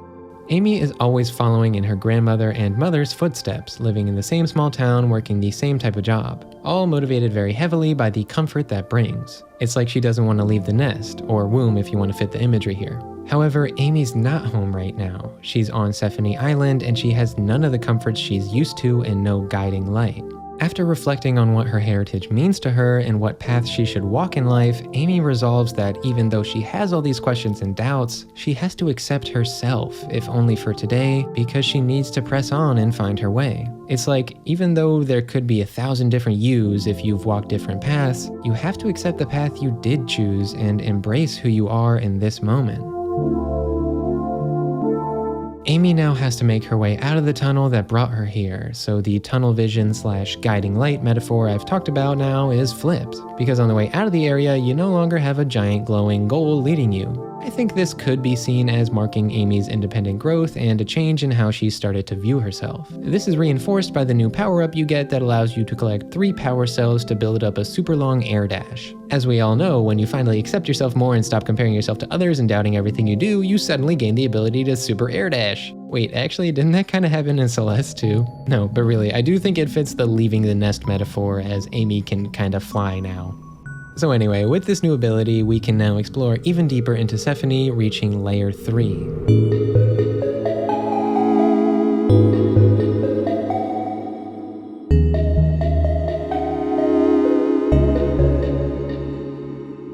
It's pretty dingy and dark compared to the other areas we've seen. Like, this ain't your grandma's swamp. This is like Scooby-Doo in the spooky swamp levels of scary. It definitely feels a bit eerie, like there's bones everywhere and the water looks less like water and more like sludge made of Heinz green ketchup. I think this is meant to revisit the environmentalist themes established earlier though. The deeper you go into the island and closer you get to Null, the more you see the reasons why Null was formed as a defense mechanism. Capitalism and its propagation of mass consumerism has ravaged the environment, causing death and decay like here in this swamp. When that happens, eventually nature has a way of striking back, which is represented abstractly in Sephanie by the Null threat. So it's fitting that the next cave we find in Layer 3 is modeled after symbols of capitalistic growth, a shopping mall and a parking garage. Like before with Amy's section, which was modeled off her memories of Bloomington, Illinois, this section is modeled off Ingwen's memories of a trip she took to Japan. Specifically, this area is modeled off the Sunshine City Mall in Tokyo. Funny enough, the idea to have swamps surrounding this area was inspired by a massive inflatable alligator that's inside the mall. While that may have been a hilarious jumping off point to find inspiration, conclusion, the swamp motif definitely allows for great visual representations of the environmentalist themes. Like we see an octopus trapped in scrap metal in the water, and there's pollution and all kinds of trash surrounding the pristine structures of the parking garage and the mall. It's a juxtaposition that seems like it's intended to feel like the vibe of the area is flip-flopping as you make your way through. It's fitting then that the platforming here has a flip-flopping motif. Platforms that appear and disappear when you jump, grapple, or vault make for a fresh new challenge, but also tie in nicely to the themes. I felt it was also meant to mirror Ingwen's tendency to be uncertain of herself and/or hide her true feelings. Like, she only ever shows half of her truth, so half the platforms are always hidden. Like in the first cutscene here, we see a conversation between Ingwen and Light about how excited they are to take a trip to Tokyo. However, this is one of those mindshare type things, so the conversation is one-sided. So it'll have Light speaking, and then Ingwen's side of the conversation is just her thinking the things that she wishes she could have said, but didn't. This was super interesting to me because in interactions with Amy and Ryo, Ingwen seems to be the most in touch with her emotional and physical needs out of all of them. However, what we see here is that, internally, Ingwen is still quite confused and conflicted and often finds herself not saying what she really wants to with Light. I think these are really cool character traits to display. It shows how your assumptions about someone's style of dealing with their emotions and thoughts can be pretty surface level, and that everyone is so much more complex and multifaceted than the impression others may get. No one is just perfectly in touch with their feelings and doesn't wish they said other things at crucial moments they regret. Everyone's felt that feeling of, if I just had one more chance. Exploring that feeling further, the next cutscene we see is two kids trying to win a gacha capsule. Now, you don't have to search very far down on Melis's Twitter to find scathing critiques of these predatory systems that are designed to make people addicted to gambling. The feeling of, if I just had one more chance, is preyed upon here, as in this case, you really do have one more chance, if you have enough money. So people with a lot of money get to parade around rare items they get, which makes people with less money believe in the rigged system and think that they can get those items too if they just get lucky. When really, luck had nothing to do with it. Having more money just means you get more chances. This dynamic reflects privilege in a capitalist meritocracy, as those born with privilege have far more resources to afford them greater odds in their favor. However, people act like the game isn't rigged, and that people with less luck just need to have better self-discipline. Now that I'm thinking about it, a big point of tension between Light and Ingwen is that they only get to see each other once or twice a year because Light lives in the US and Ingwen lives in Taiwan. It costs an incredible amount of money to make these rare trips happen, and the hardships that come with long-distance relationships are starting to weigh heavily on Ingwen. However, she struggles to bring this up, because the few times they get to be together, she doesn't want to spoil the mood with a difficult discussion. One of them would basically have to uproot their whole life because they don't just have huge amounts of money to increase the amount of rare times they get to be together or to easily make an international move happen. Economic privilege is explored further in the next cutscene between two people discussing how the one feels unworthy of the takoyaki they get when they know the takoyaki vendor is very likely underpaid and overworked. These legitimate troubled feelings that I'm sure a lot of people have struggled with are met with the cold response from their friend, "Just forget about it. How are you ever going to find eternal peace with a mindset like that?" Eternal peace. That phrase keeps coming up throughout the cutscenes in this level. Here it's used kind of awkwardly to emphasize the detached weirdness someone who views the world like this would have. But the true meaning of this phrase reveals itself slowly over the course of the whole level. The next cutscene to use the phrase is a fight between kids where a conflict is shooed away by a parent saying, "Things don't always turn out how you want them to, but we can still have eternal peace, right?" This totally ignores any of the motivations that actually started the conflict in the first place, and then everything is smoothed over by offering both kids some food, which pretty much rewards the kid who started the fight and ignores any issues that caused the fight. So this is telling us that the phrase has to do with ignoring the roots of issues and trying to smooth things over with vague notions of peace. Let's hold on to that for later. After exploring further, we get another cutscene showing Ingwen and Light's relationship. The scene implies their relationship started in college, likely in the US, and how that was the time when they spent the most time together as a couple. Ingwen longs for times like these to return, but doesn't have the heart to say it. So once again here, we only see Light speaking and Ingwen struggling internally to say what she really wants to. Adding to the theme of longing for the way things were in the past, another cutscene shows people lamenting how the Sunshine Mall has changed, because their favorite restaurant closed down after 35 years. I think this is meant to reinforce the cutthroat nature of capitalist development and how that system couldn't care less about the history of a place if that history isn't able to be used for profit. Other people are more optimistic about the mall and talk about how great it is that this mall is a sign of progress and prosperity, and how peace and prosperity used to have to be built on the back of violence. But now in the modern era, we can have industrial strength and eternal peace without violence. Of course, this ignores the violence inherent to inequality in capitalist systems. So many resources for the building of the Sunshine City Mall and the goods inside were obtained through oppressive means. I mean, something as simple as a chocolate bar can have a horrible system of violence and oppression that brings it to its point of retail sale in a mall. This person's mindset is really just about paving over that past violence and only looking at the surface level prosperity. What's really happening here though is that the violence they are so averse to is just being outsourced to other countries. Also that their country can look clean and peaceful. So then this scene is expanding on how the phrase eternal peace is related to paving over a violent past.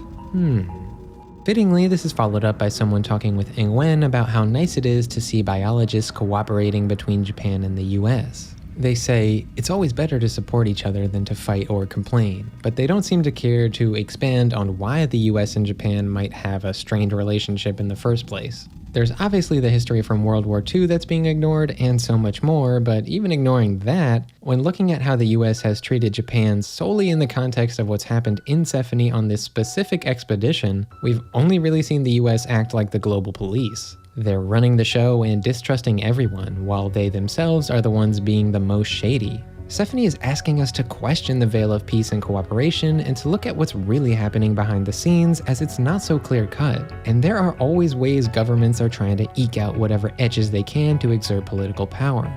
So this mention of eternal peace is adding the possibility of the phrase being linked to US and Japanese relations somehow. From there, we jump to a scene that handles interpersonal relations. Light is talking to Ingwen about how she needs to stop people-pleasing at work and being pushed into doing other people's work for them. And this scene is where it's more directly spelled out how Ingwen struggles to truly speak her mind. Someone who she should theoretically be the most comfortable sharing her true feelings with. Ingwen even starts to doubt herself, wondering if other people just know what they want more, and that's why they take charge and speak out more. I found this super interesting because before this, we explored the leader of the team, Amy, and how she was also filled with self-doubt. This showed an interesting nuance to how, no matter your personality or what you show on the surface, many different types of people struggle with anxiety and self-doubt internally. It seemed like Ingwen, throughout the story so far, had known how she felt and what she wanted the most out of the three, but she also struggled the most out of all of them to assert those feelings because she's just not the type of person to speak over people. Although we have seen Ingwen grow a bit in this regard in the scene about the null virus, where Ingwen was really very direct about what she thought should be done. You know, actually the character growth in this game is so well done, I just gotta shout it out for a second. Everyone is explored with such nuance, and personal flaws aren't ever just suddenly overcome. Everything builds carefully in moments like the one I just mentioned. Although for a moment here, a couple scenes shift away from the main characters. We see an American's warped perspective on US-Japan relations. They talk about how special they feel living in Japan as an American. Their dialogue illuminates the privilege of being an American in Japan, while ignoring how being Japanese in America does not afford one privilege, but in fact does the opposite.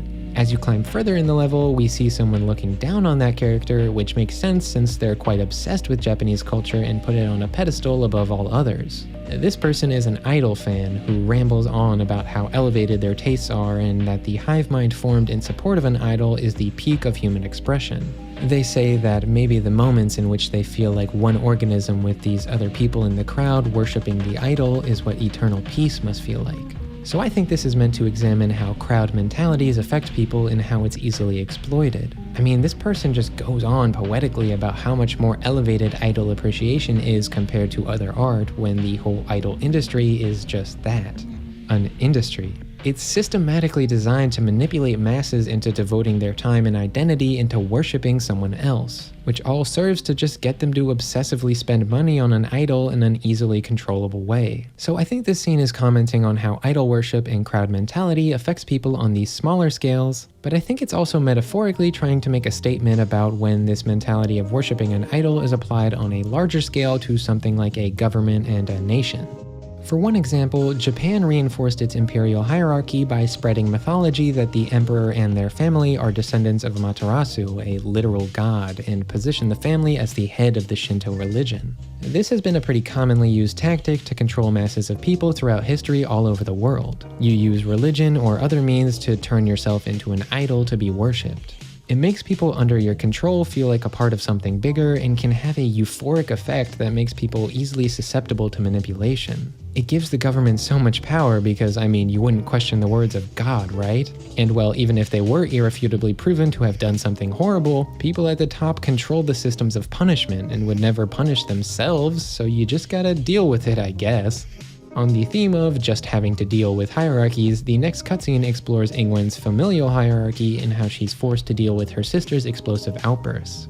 She also has to grapple with the fact that she's the youngest girl in a family that was trying for sons, implying that there was at least an undertone of her existence being undesired by her family since birth. She's felt the pressure of the patriarchal sexist system that upheld those kinds of views her whole life. Ingwen's response to all this messed up stuff is just kinda dealing with it, feeling somewhat powerless to oppose the hierarchies that harm her. Feeling unable to do anything to improve her own life and relationships has been a recurring theme, and it's clearly taking a toll on Ingwen. In the next cutscene, all of Ingwen's woes about how to make her and Light's long-distance relationship work is spelled out more directly than ever before. She's so frustrated that they can't be together, but at the same time isn't saying or doing anything to try and change that situation. Light is clearly not trying to frustrate Ingwen and is just trying her best to continue to love Ingwen in a really difficult time that requires a lot of communication and difficult decisions to get past. However, no matter how much these two love each other, if Ingwen is never saying how she feels about all this, how is Light supposed to figure out how to make things right? Before Ingwen can address any of these things further, we move on to a scene presumably shortly before Ingwen joined the Sephenie expedition. In this scene, the chief at her lab tells her to join the expedition and how great it'll be. They go on and on about how it's so great to be working with the US on this and how it'll put their lab on the map. They're really laying on the pressure, and as we've seen, Ingwen is quite susceptible to hierarchical pressure. So the fact that this is coming from the chief of her lab definitely would have quite an effect on her. The chief even says for her to do it very directly, like 6 different times in short succession. Do it now. Do it now. Do it. Shake my hand. You will sell me this car. Shake my hand. Yeah. All right. So as Ingwen walks on towards the key species that's right behind the chief here, it kind of represents how she's still feeling the influence of that conversation with the chief, even though she's grown a lot since that conversation took place.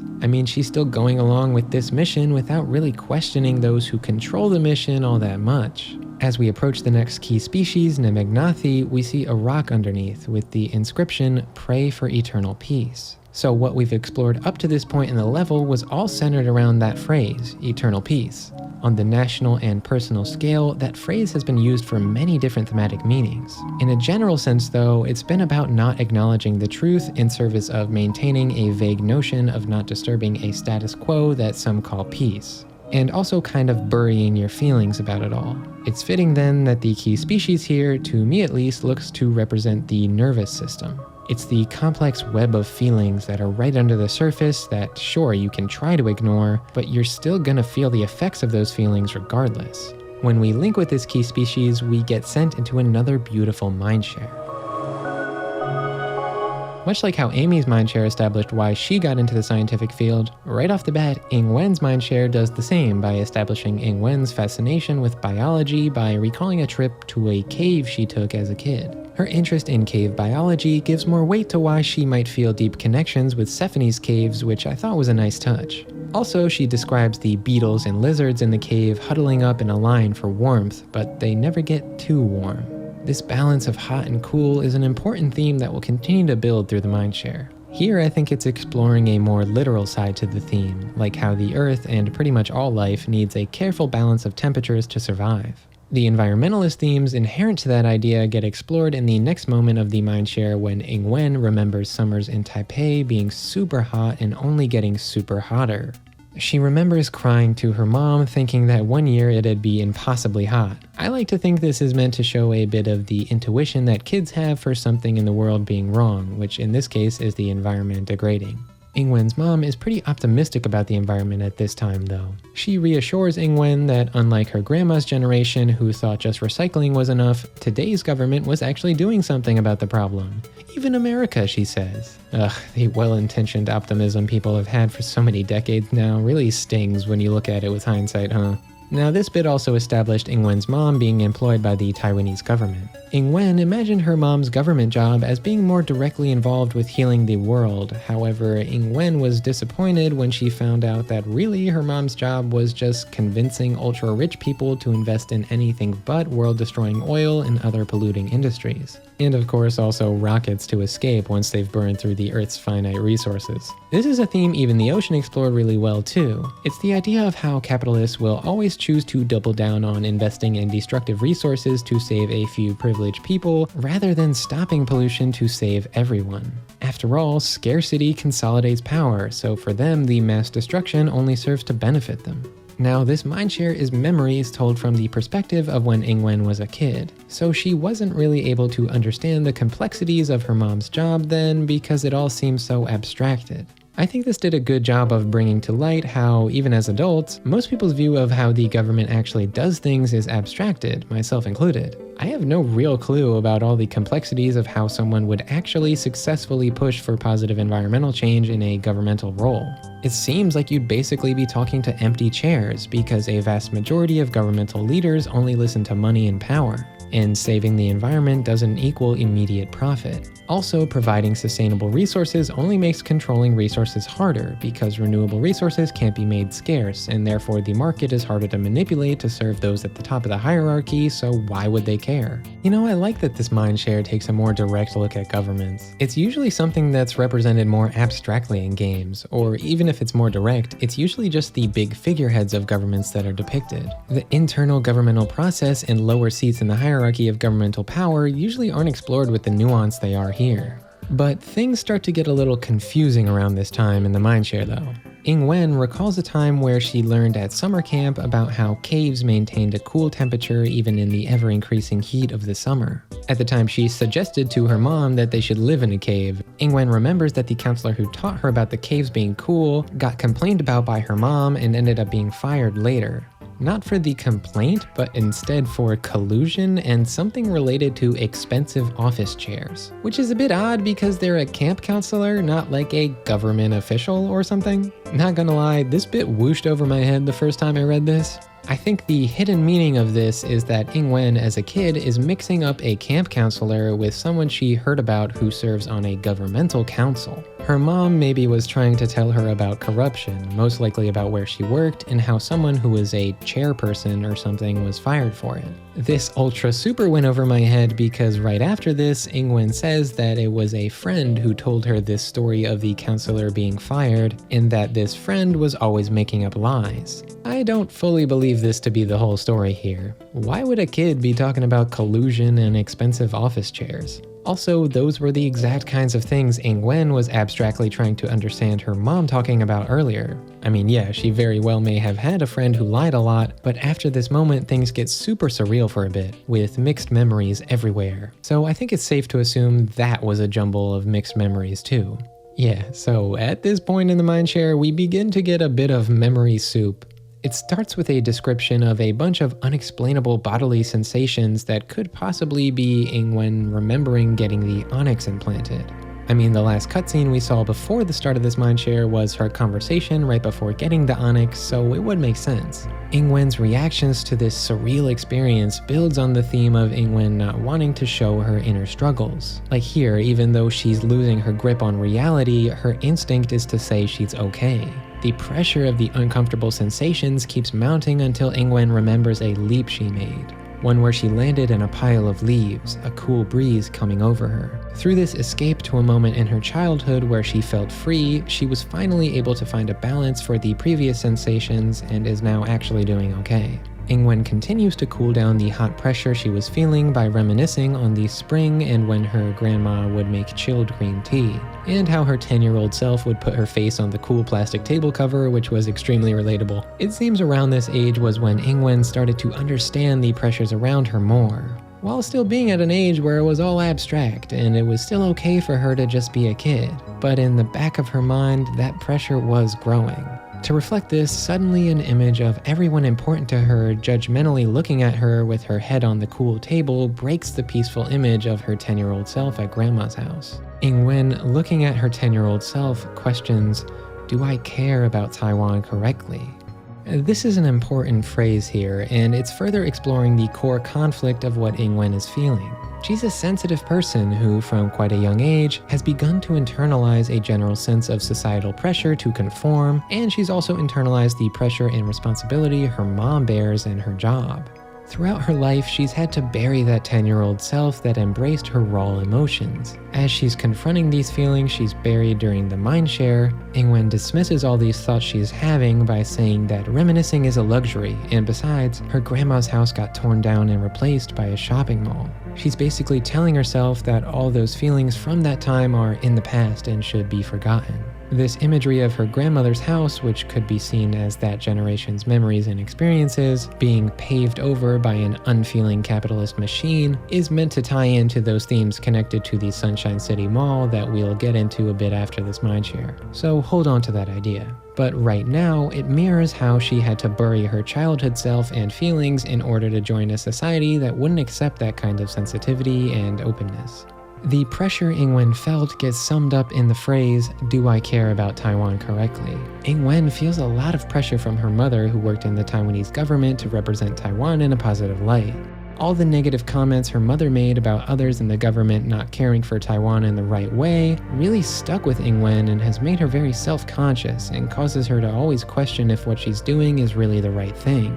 She feels science is a noble goal and feels very proud that her efforts help Taiwan. However, scientific endeavors don't exist in a vacuum. They're intertwined with corporate and governmental structures that seem impossible for Ingwen to fully grasp. She just hopes that her intention can shine through all that. She knows how she feels, but she's unsure if she can get all that across to the rest of the people and organizations involved in the Sephany expedition. So after confronting a lot of difficult internal struggles in this mindshare, Ingwen leaves not with some quick fix, but with the realization that she just has to express how she feels and hope for the best. There are so many factors out of her control that it can be paralyzing to even try at times. She acknowledges that uncertainty, but the final thought she leaves us with is that she plans to trust that her good intentions will light a path forward despite all the uncertainty. The mindshare ends with that thought. And then right after, Ingwen, Ryo, and Amy start talking about the function of the key species. Nemegnathi is pretty much a collection of organisms that spread out throughout all of Sephany to feel everything on the island, and then it relays those feelings through subtle seismic patterns back to other places. Although sometimes the other organisms in Sephany don't feel these seismic patterns because they aren't as sensitive to them. I think this is a pretty direct metaphor for Ingwen's role in the team. She's the most in tune with her feelings and tries to do the right thing for Sephany, but because of all the other factors and people involved, sometimes her message just isn't heard, or in some cases, she just isn't able to communicate some things effectively. Ryo makes an interesting comment that even if those seismic messages are not received sometimes, it still makes a difference. This shows his appreciation for what Ingwen brings to the team, even if he and Amy sometimes seem to not fully get what Ingwen expresses sometimes. After this conversation about the key species, you unlock the Reveal ability, which allows you to now see previously hidden platforms, which are nicely color-coded blue to drive home their connection to Ingwen. So yeah, this key species was using the imagery of the nervous system to represent how Ingwen is in tune with her feelings.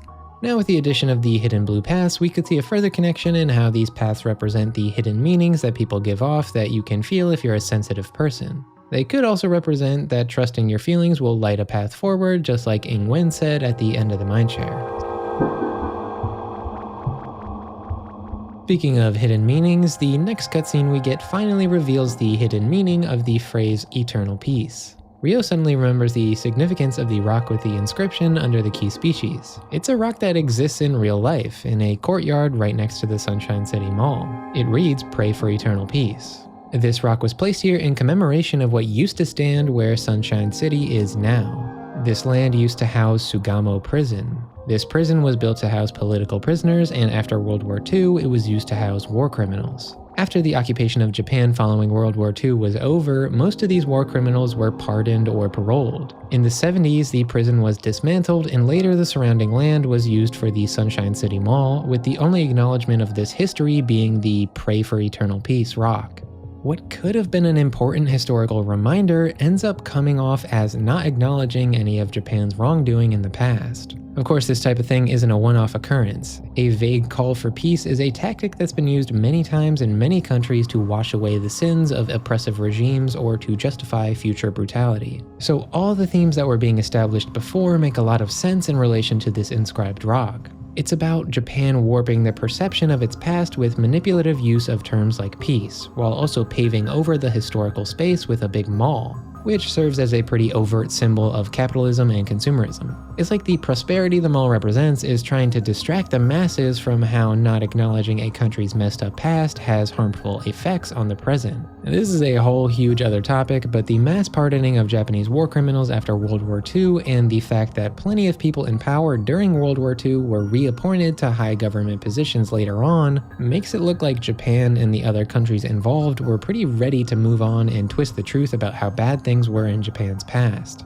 Now, I will add the caveat that this kind of thing isn't specific to Japan because, like all other countries with significant global power, have countless skeletons in the closet. Many, like definitely the US, frame that history in manipulative ways to control the population's view of the government. Masking the horrible truth of the past in vague ideals like peace serves to make the people more complacent with the justifications that the government uses in the present to hand-wave away current injustices. You know, I really love how so many aspects of Symphony connect to weave nearly every aspect of the game into the same thematic web. It feels like every time a theme is used to explore real-world history like this that people might not be aware of, it's also then mirrored with a personal example of the same theme tied to the character's personal journey so that anyone can relate to it. So then, how does this eternal peace moment work on a personal level? Well, it ties into Ingwen's struggle to acknowledge her own difficult feelings about her own past to some degree. And there's stuff like how Ingwen's grandma's house was torn down and replaced with a shopping mall. There's one last connection you're left with at the very end, which is made when Ryo, discussing the inscribed rock, wonders about what future generations will hear about this very mission they're on. Will the governments involved pave over what will come to happen with the null virus? Will the Onyx Link data be used in immoral ways to benefit the governments involved? As things progress closer and closer to reaching null, these questions seem to be progressing further to the forefront of everyone's mind. The other thing growing is their connection with each other, as before they move on to the last key species, they all share a moment discussing how they'd all like to meet up after the mission. They want to go to Tokyo and are excited about meeting Ryo's husband Shinji. This little pause here was a nice way to reinforce the bond that was developing, but also it's a nice way to bring Ryo in focus because, well, next up is his level.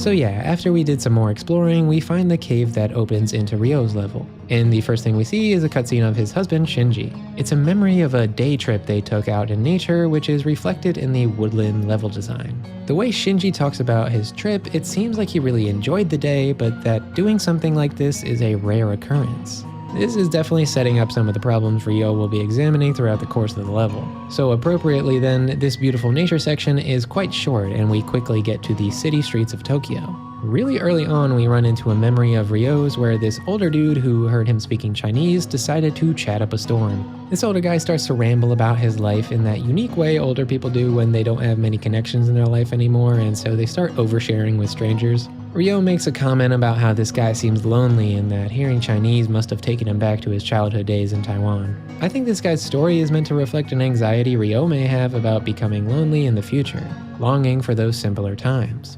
The connection between them is emphasized by the fact that they share the same story of growing up in Taiwan but moving to Japan later. It's been pretty well built up that Ryo is someone who can get lost in his work, and the old guy even says Ryo looks sickly and pale, which is likely from overwork.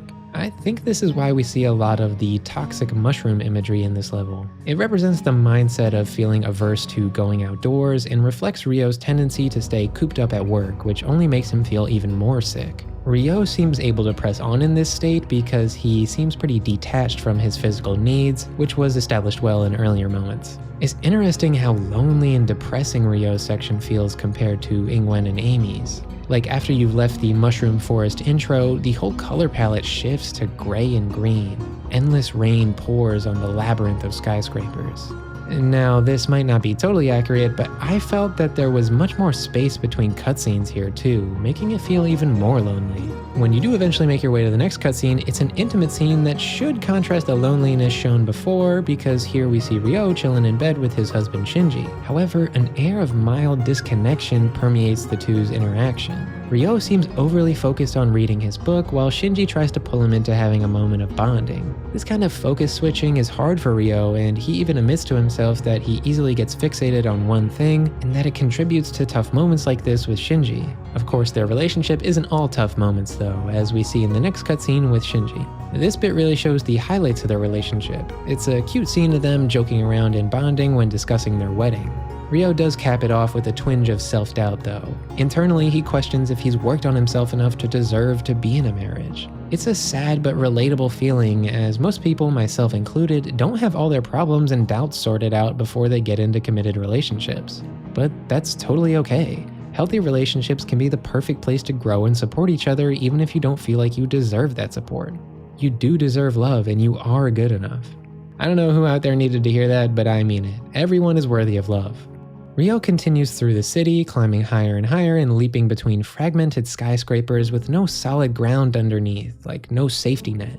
These platforming sections evoke the disconnection of city life, and how Ryo's focus on climbing in his company leaves him with no real support underneath him. Capitalist structures won't ever be there to catch you when they inevitably knock you down into an abyss of lonely isolation. This is reinforced when Ryo reaches the place where he works, and the cutscenes with his coworkers show a purely work-centered relationship, with most of his coworkers not being all that warm or friendly. There's even one coworker who makes some racist remarks about Ryo speaking Chinese, and all this establishes that this workplace is an environment that doesn't truly care about Ryo, just about the product of his diligent work. This environment is clearly wearing down Ryo, and so next we see a cutscene where Shinji tells Ryo that he needs to address this more directly, as it's weighing heavily on their relationship that Ryo only has Shinji to vent to.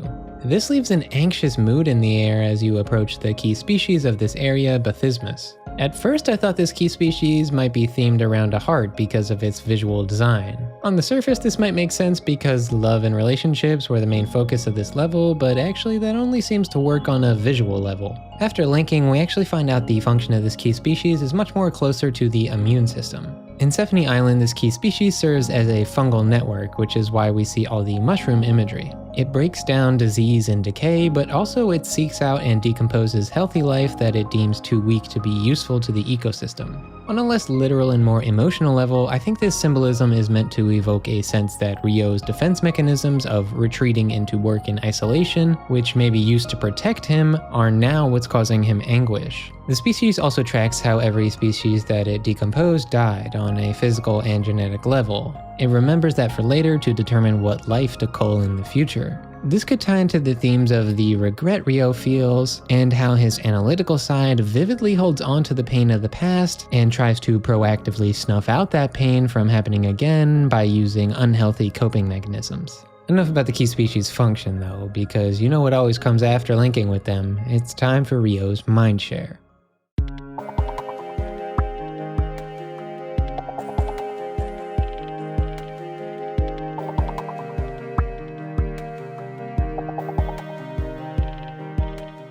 Echoing the themes of decay that were established, the mindshare starts off with the vivid imagery of a residential Tokyo street, which now isn't so full of life. Ryo and his family drive by overgrown vines, abandoned stores, and well-worn sidewalks. Ryo says this kind of imagery repeats over and over, passing by in his mom's car window. This gloomy drive is remembered so vividly because it turns out that this was Ryo's first drive to his new school in Japan after just moving from Taiwan. It wasn't a very welcoming experience, and it's clear this feeling has stuck with Ryo.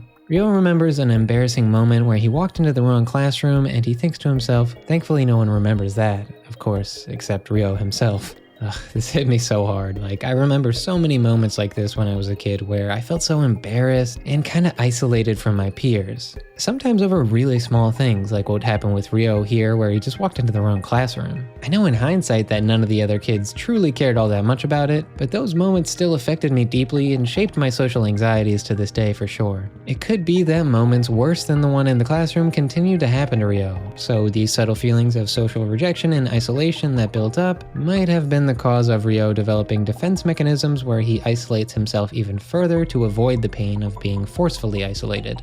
I guess the logic is you can never be rejected if you never try to be accepted. We see this in a brief scene of Ryo on a trip where he keeps walking ahead of his peers to the point where they can't catch up to him or hear him at all. He kind of wants it to be this way though, so he can focus on his research as he incoherently mutters self-justifications for this behavior. Part of this drive to focus on work definitely comes from Ryo's familial relationships. His family is quite well off, and he's internalized the message of money and success being desirable, even if he knows better than to admit that out loud. Ryo's struggling with his understanding of the working world, as further text reinforces how he feels Tokyo is an unwelcoming city where success in work is all he has to latch onto. Not feeling welcome in Japan as a kid and as an adult has led to so many lonely, rainy nights by the vending machine. Buying coffee that tastes good and bad at the same time to get through another long night of work. God, I love the symbolism that line about coffee evokes, like the justifications for focusing on work are the good taste, but the empty loneliness those justifications leave you with is the bad taste. Also, to me at least, cheap coffee does literally just taste good and bad somehow. Anyways, Ryo has this weird moment here when he's getting the coffee where he's like, wow, a vending machine in a cave system, thanks Stephanie, and then he just moves on. Yeah, it seems like Ryo is getting a little too immersed in this mindshare. Vaguely Stephanie-related stuff happens right after too, as Ryo thinks about a coworker who was into gacha games, which evokes the memories of Ingwen's previous mindshares. And then he sees an ad on the vending machine for a tropical island, which evokes the second mindshare where both he and Amy spend time on island beaches. Current reality seems to be bleeding into the mindshare fantasy in a way that indicates Ryo's not in a very stable headspace at the moment. Ryo gets back on track in the mindshare memories by remembering that he and Shinji had planned a weekend trip to a coastal town. Since he stayed out late working, he's now going to have to quickly get back home and rush everything again. This implies that this is a pattern of Ryo's and it's eating away at his relationship a bit. Scattered thoughts fly by about a time Ryo caused his family to miss a flight as a kid and everyone was so mad at him, but since they were rich, they just bought more tickets. He reflects how money can grant access to so many privileges in life, like fleeing disasters or being able to learn multiple languages. He thinks about how his parents were privileged enough to move from Taiwan to Japan at a time when that was a super desirable thing to do. But if that was so desirable, why does Ryo feel so guilty that his parents were able to do this? Well, it's probably because somewhere he knows deep down monetary hierarchies are a toxic part of this world. So benefiting from them feels scummy, even though he was just a kid with no control of the situation. However, he's too focused on succeeding in work and finding success outside of his privilege purely through hard work to step back and see the bigger picture. He doesn't need to prove himself in these abstract ways. He's worthy of respect from society regardless of his success and work.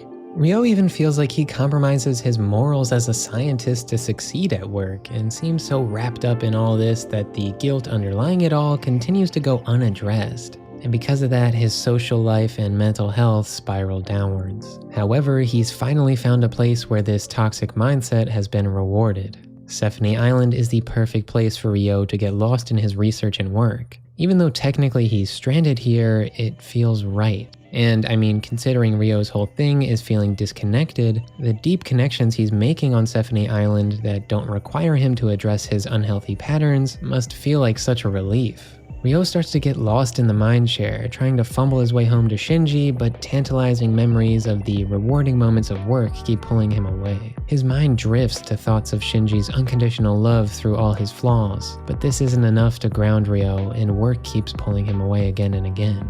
Eventually, his train of thought starts collapsing and Ryo sees everything fade away, accepting that he's going to repeat the same mistakes and everything will just blow up in his face like he knew it would. He accepts that he can't do anything about it now, and he finds a weird kind of comfort in that.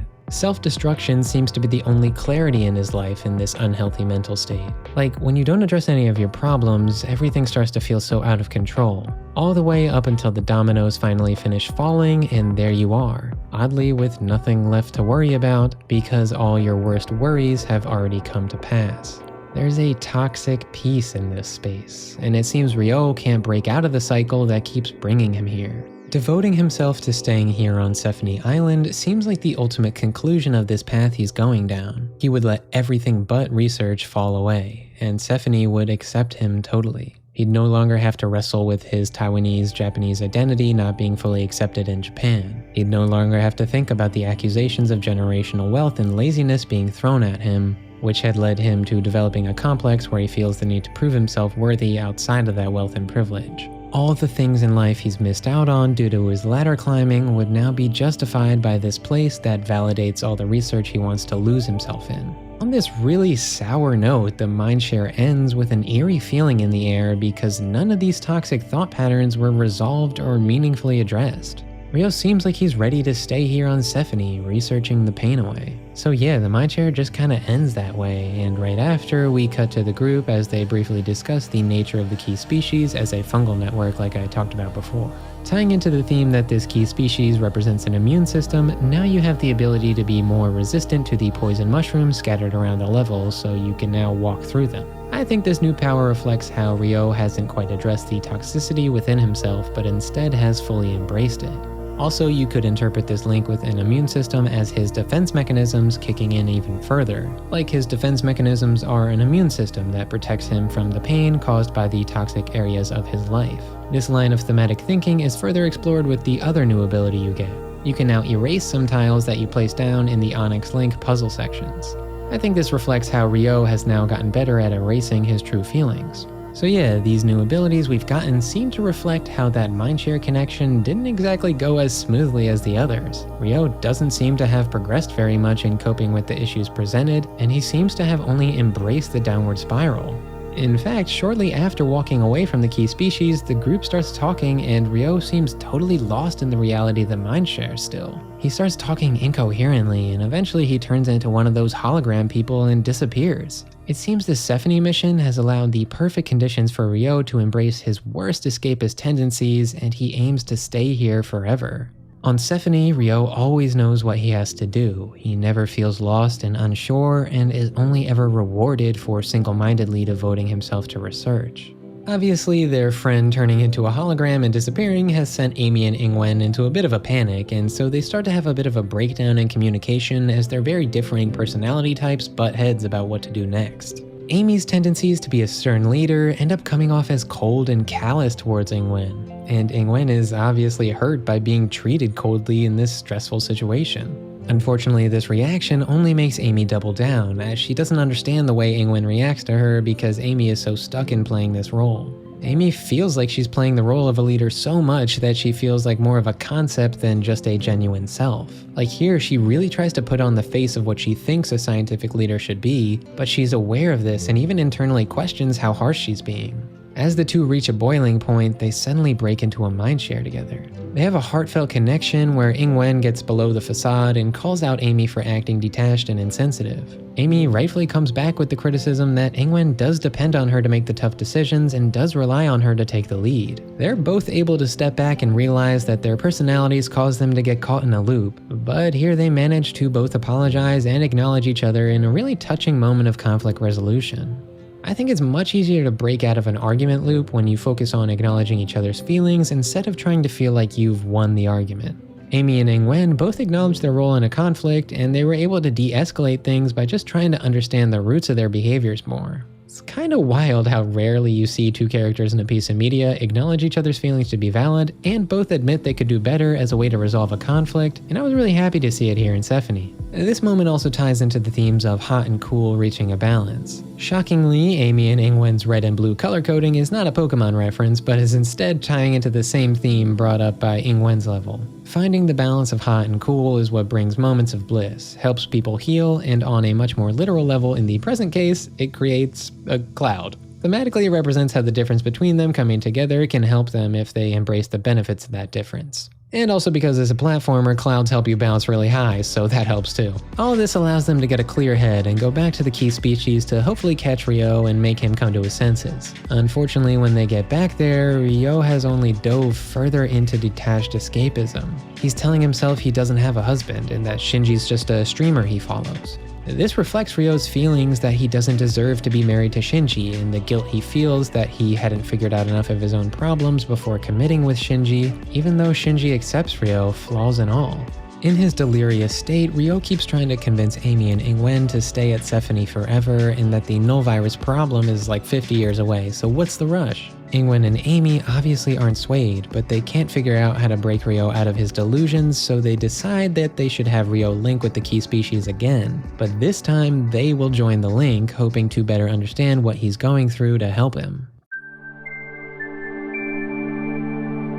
Thankfully, the mental clarity Ryo gains from connecting with other people instead of just connecting to a research subject allows him to snap out of his escapist delusions. The group admits that they understand why Ryo felt the desire to stay here because everything is simpler here. Amy and Ingwen also found avenues to explore their core anxieties, like Amy's worry of being the best version of herself and Ingwen's worry of caring in the right way. However, in their mind shares, it felt like they worked through their issues to some degree instead of falling into a downward spiral. It's totally okay that Ryo had this kind of experience though. It was kind of like having a bad trip where you see all the worst parts of yourself and project them out to their worst possible conclusion. Though if you don't have a friend to pull you out of there and help you realize the lessons you can learn from that place, it can be really easy to get stuck there in a horrible mental state. And you know what? I think an interesting way to look at how Ryo might have learned from this experience is that those same powers I described as negative coping mechanisms before, like the toxicity resistance and the erasing of tiles, well, they could also be viewed as a positive coping mechanism if they're used in a different way.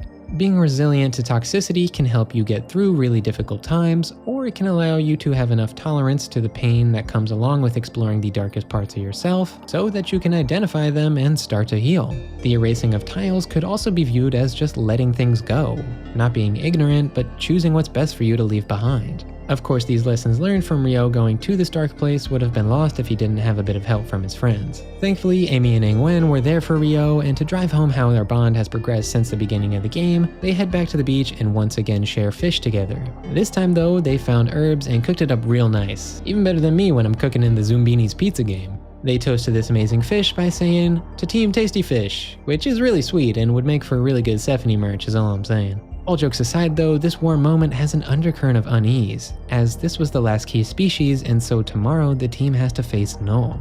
They discuss how it's going to be hard to prevent the US from controlling the data, and how the US doesn't exactly have the best record of acting to prevent disasters, and will likely keep Japan and Taiwan from being able to do much of anything as well. The data is super dangerous since Null is like the most powerful bioweapon ever, so they decide that after they connect with it, they'll try and encrypt the data to keep it out of government hands. Maybe they'll be able to develop a vaccine in the 50 years before the Null virus activates, but who knows. Well, the time is finally here, and so the team goes to meet Sephony one last time before descending into the deepest parts of the cave. Sephony says to them, "You'll be entering my deepest, most ancient spaces. There will be danger for us all, but one day it may prevent great suffering." I thought this line kind of explored how learning the history of a place can be painful, but it's something we need to do in order to prevent the tragedies that cause pain from repeating in the future. It ties into how this game has explored the history of its characters' home countries, but also how they've come to explore their own personal histories and learn from that pain too. It's a nice final thematic send-off before we enter the final area of the game, the core. Although right before we dive into the next mysterious cave section, we see a cutscene showing 3 ships approaching Sephony Island. Presumably, it's people from the labs that the team works at. The tension is rising, and to reflect that in the gameplay, we get some of the most challenging and creative platforming puzzles of the whole game. A melancholic melody rings out in the most eerie cave system we've seen yet. We're platforming around on what looks like intestines, trying to make it to Sephony's core, which to me looks like a brain. My favorite of the platforming challenges in this last section was definitely these moments where you have a hologram of yourself copying your inputs a few seconds delayed, and you have to somehow navigate the challenges without the copy touching you. This kind of chasing yourself mechanic has been done in plenty of 2D games like Celeste for example, but I think it's much more fun in 3D. Here in 3D, the options to outmaneuver yourself are much more freeform and open. It allows for a lot of creativity in how you want to dodge your own moves, and thematically I thought it represented how the characters are often chained down by their past selves. Coming to Sephonie, they've had to push forward through great obstacles, all while coming face to face with the core insecurities and challenges of their past. The only way to move on has been to understand and accept that past, and then eventually let go to some degree so they can heal and learn and become a new person. So, as you do more creative platforming like that, to make it through this amazingly weird, ancient earth body lava cave, you eventually reach the core of Sephonie, and oh my god was this a stunning visual moment. Once again here, we see the red threads of fate. These threads have intertwined Amy, Ingwen, and Ryo's stories. They've bonded so much with each other along this mission, but they've also become so connected to Sephonie. For one last time, all four of them will join in a mindshare to understand the core of each other and hopefully figure out a solution to the null virus. If the null virus is unleashed, it will spread a pandemic, leaving everyone disconnected. So suitably, the trio tries to prevent this by connecting on a deeper level than ever before. The first layer we connect with discusses the nature of borders and boundaries. This is something every mindshare has acknowledged to some degree. Before every mindshare, we saw the same line: borders, seas, airspace can't stop it. Change shines out and its unstoppable ray pierces hearts and minds. This line emphasizes how deep connections like these mindshares can't be held back by political, physical, social, or mental boundaries. Borders are an especially important theme in relation to Taiwan, as multiple other countries taking over Taiwan's borders has been a cause of immense suffering for Taiwanese people. And to this day, the Chinese government incorrectly tries to claim Taiwan as part of its border. Something to keep in mind though is that all the borders people have made up are just that, made up. Ingwen reflects on how these made-up ideas have kept her from her girlfriend Light, and how so many families, friends, and lovers experience this same pain. Borders have caused countless amounts of bloodshed and hardship for people all over the world and reflect a twisted ideology that actively tries to oppose the truth of nature. We all share the same planet, and you can't truly own it. These are just rules people made and lines people drew to gain power. Something I found interesting is that the key species abilities always have to do with making traversal easier and/or possible. And so, in a way, these abilities reflect the themes about breaking down borders. Even the first Onyx connection you made with the coral in the beginning helped you acclimate to Sephonie's bacteria. Getting used to that new bacteria is an exaggerated version of a thing that did really happen throughout history, because different parts of the Earth have different bacterial threats. Most of the key species' powers are more literal in their ability to allow you to cross new physical boundaries, but yeah, the idea is always that the powers help make connections between places easier, which breaks down borders.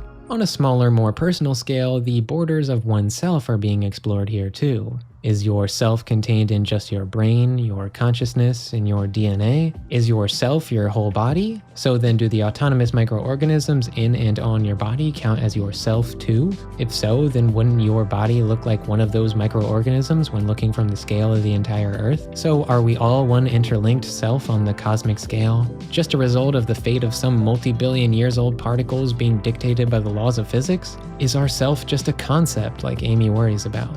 Can you ever express your true genuine self to others, or will you always be playing a role to some degree? When you bond with other people, both of yourselves become entwined. Ryo ruminates on the idea that in a marriage, two become one.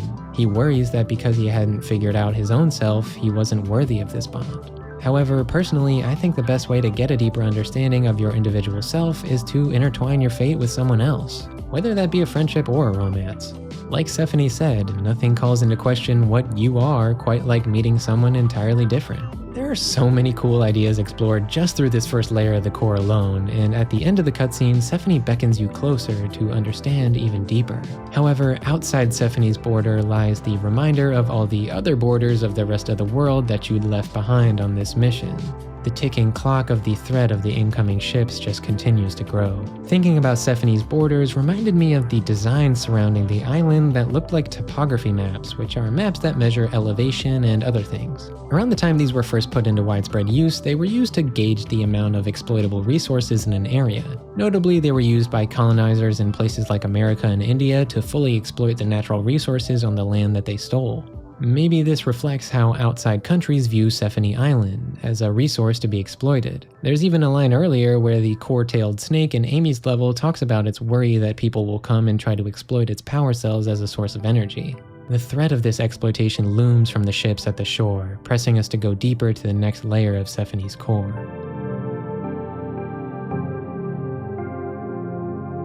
The second layer of the core fittingly revisits themes of desire that were first explored in the Mindshare from the second key species.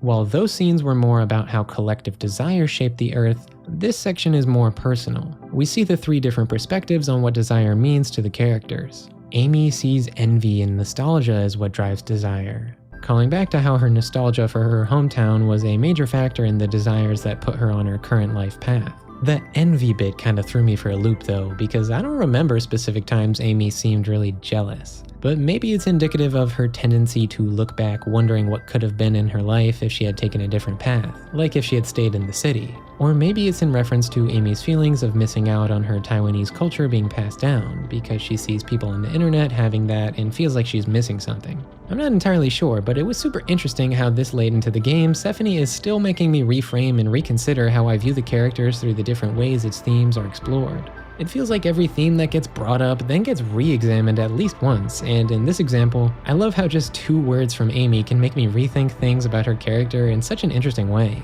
For Ryo, he says desire is about decadence and guilt. One of the big internal conflicts for Ryo was coming to terms with his conflicting feelings of being drawn to the decadence of success and feeling guilty about his privilege. Like, he's not an elitist, judgmental type of person, but he does have some internalized classism that he grapples with.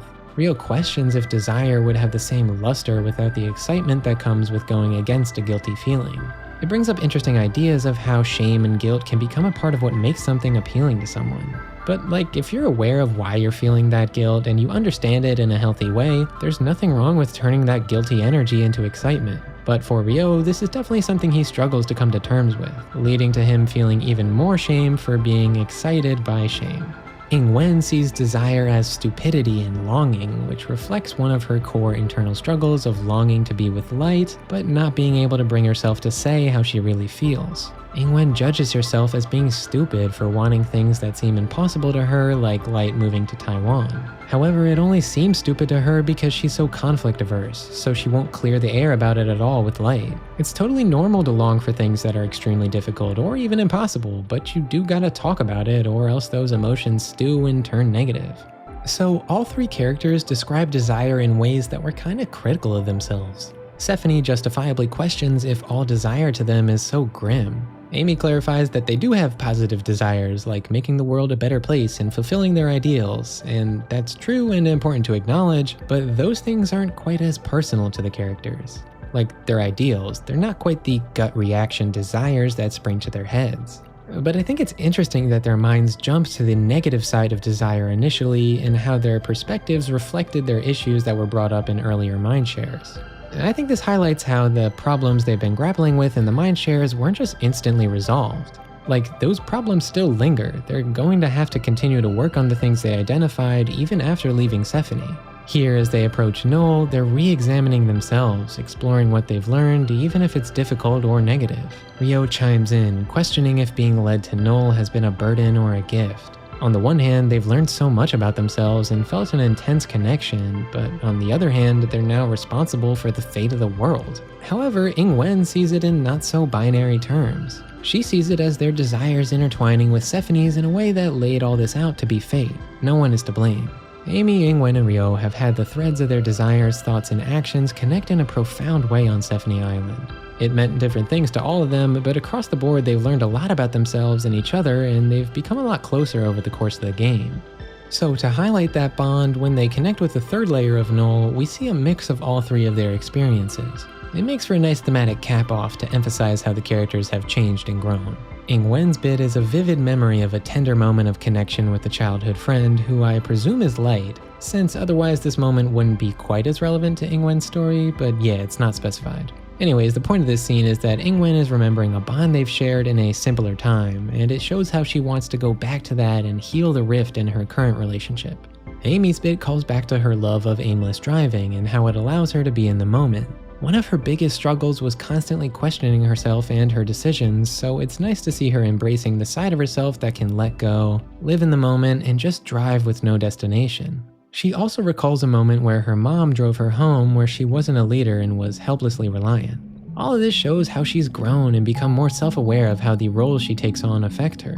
Ryo recalls his first date with Shinji and highlights a moment showing Shinji's unconditional love and support that Ryo had struggled to accept, but here he's finally able to embrace it. Then after hearing all that, Stephanie chimes in with the pretty simple question of, what is the meaning of life and consciousness, and when does it even begin? So yeah, these complicated topics are explored in an abstract way because of the supernatural nature of Stephanie's consciousness, but the metaphors are definitely clear there. The scene brings up questions like, are you yourself the moment you're born, the moment you become aware of yourself, or is it when others give you perspective on yourself? Personally, I think the connection between living beings is what makes the world truly alive. No one is an island, right? That old expression? Well, in this case, even if you're literally an island, you aren't an island. Okay, that was stupid. But the point is, connection is cool, which I think I've said literally 1,000 times in this video already. So yeah, in this third layer, the important connections and relationships the characters have explored throughout the game are revisited. And so suitably, all this was leading up to the last and most important connection of the game,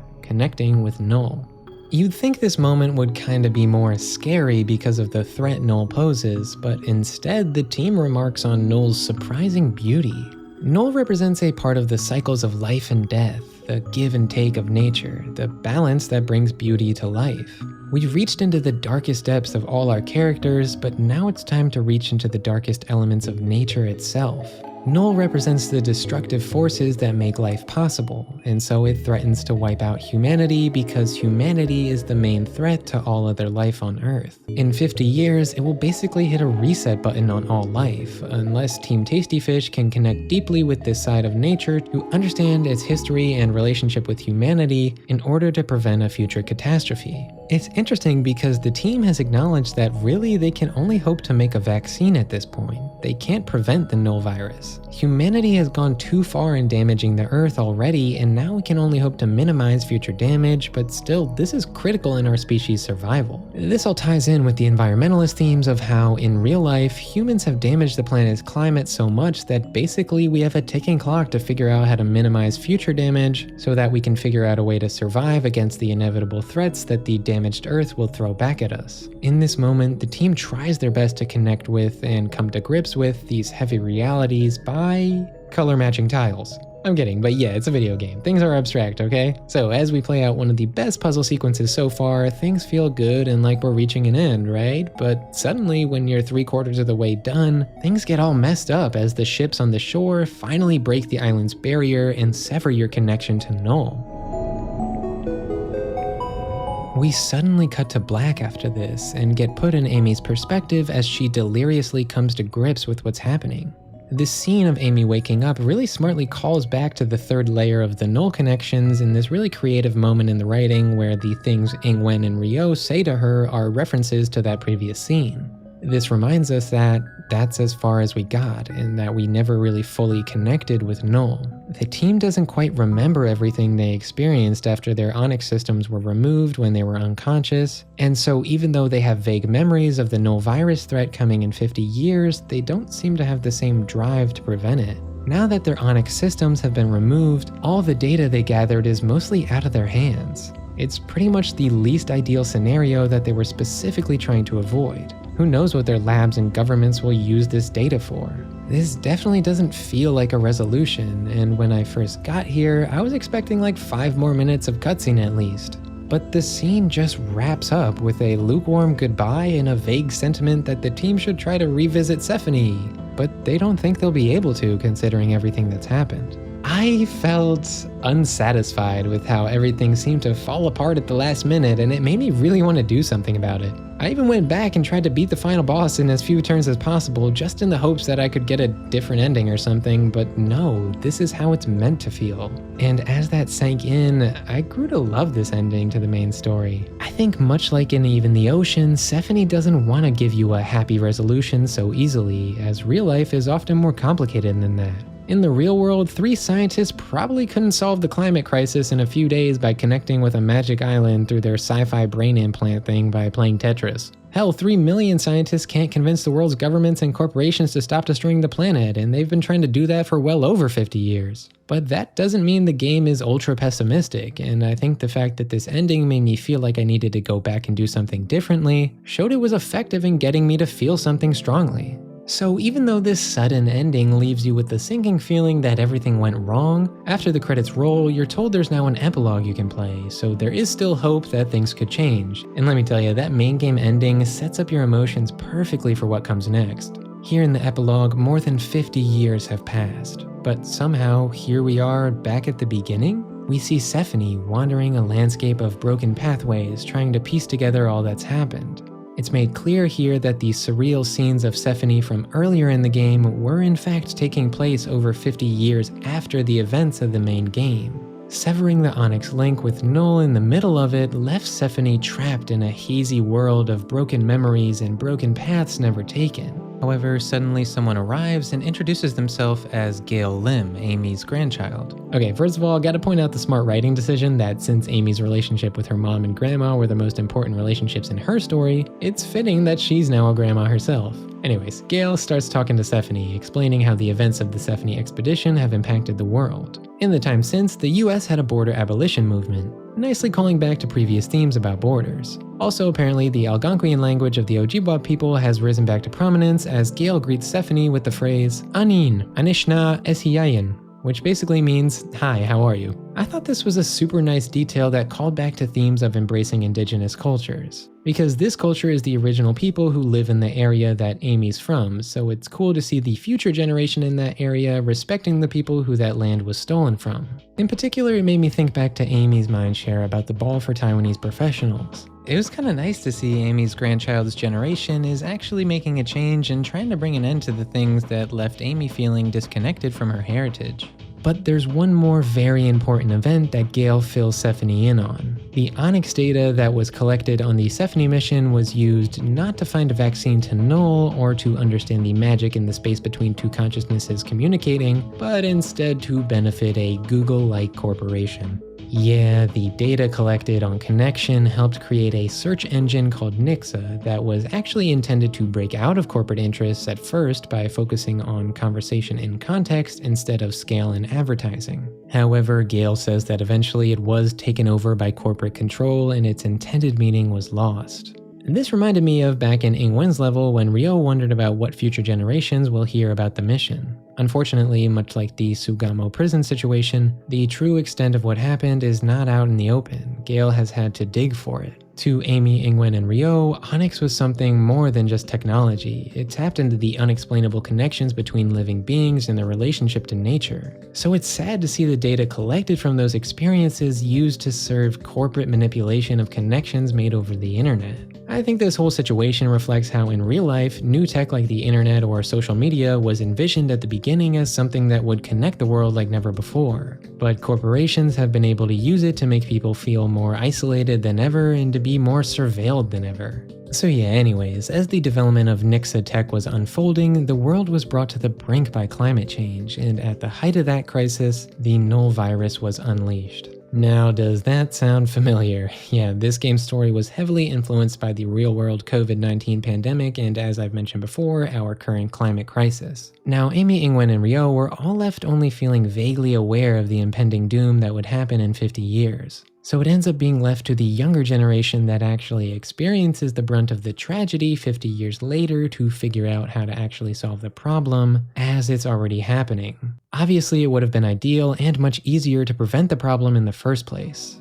Metaphorically, this is like environmentalism, like how people have known for so long about the impending environmental collapse, but their voices have consistently been suppressed by corporations and governments over the years. It feels like in modern times, it's not as simple to suppress this information though. Obviously, there have always been people fighting this fight, but it feels like modern technology has allowed so many people more access to the information that will break them out of whatever ideologies mass media has indoctrinated them with. On the other hand, this is the age of mass proliferation of misinformation, so it's a complicated subject, and it can feel like it's hard to measure whether it's a net positive or negative.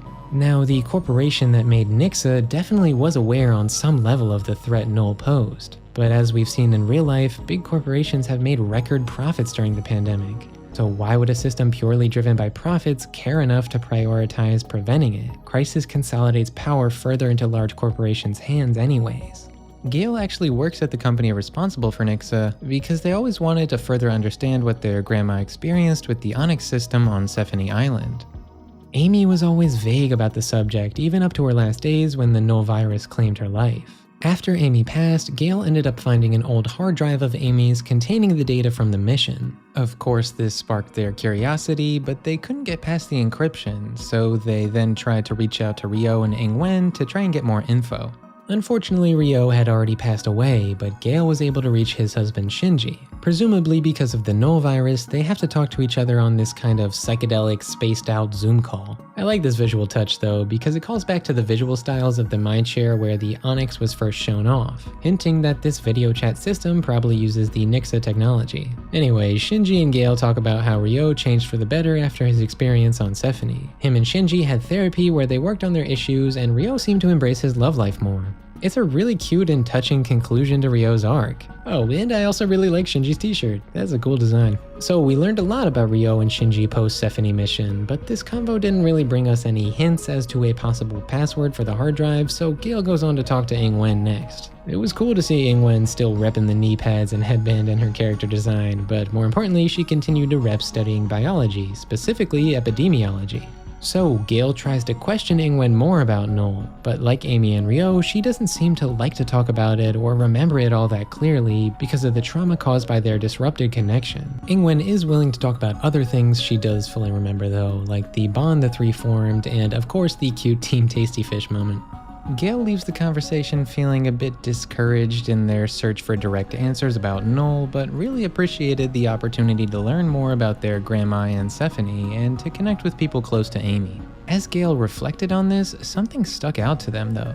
Team Tasty Fish. People have had dumber passwords, right? Well, it ended up working. Gale opened the hard drive with that password and found all the raw Onyx data from the Sephony expedition. However, the data was incomplete, so Gale set out to finish the connection with Null once and for all. And that's how we got here, with Gale meeting Sephony on the train platform. You know, now that I'm thinking about it, before the epilogue, I always thought that when Sephony was in this barren land, that it was kind of like a Mindshare type of headspace or something, but considering how many times the island's shape changed rapidly in the main game, this could literally be what Sephony Island looks like now. And without the thriving life it had before, it doesn't have the same energy field surrounding it anymore. Who knows, but what's more important is that Gale came here to connect with Null, and oh my god, if you thought the barren land above was bad, the core now looks straight out of a horror movie. But Gale is on a mission, so they press on to finish the link with Null that the previous generation couldn't. They're able to finish the connection, and with that new data, they're able to help in the development of a Null virus vaccine that's made widely available for free.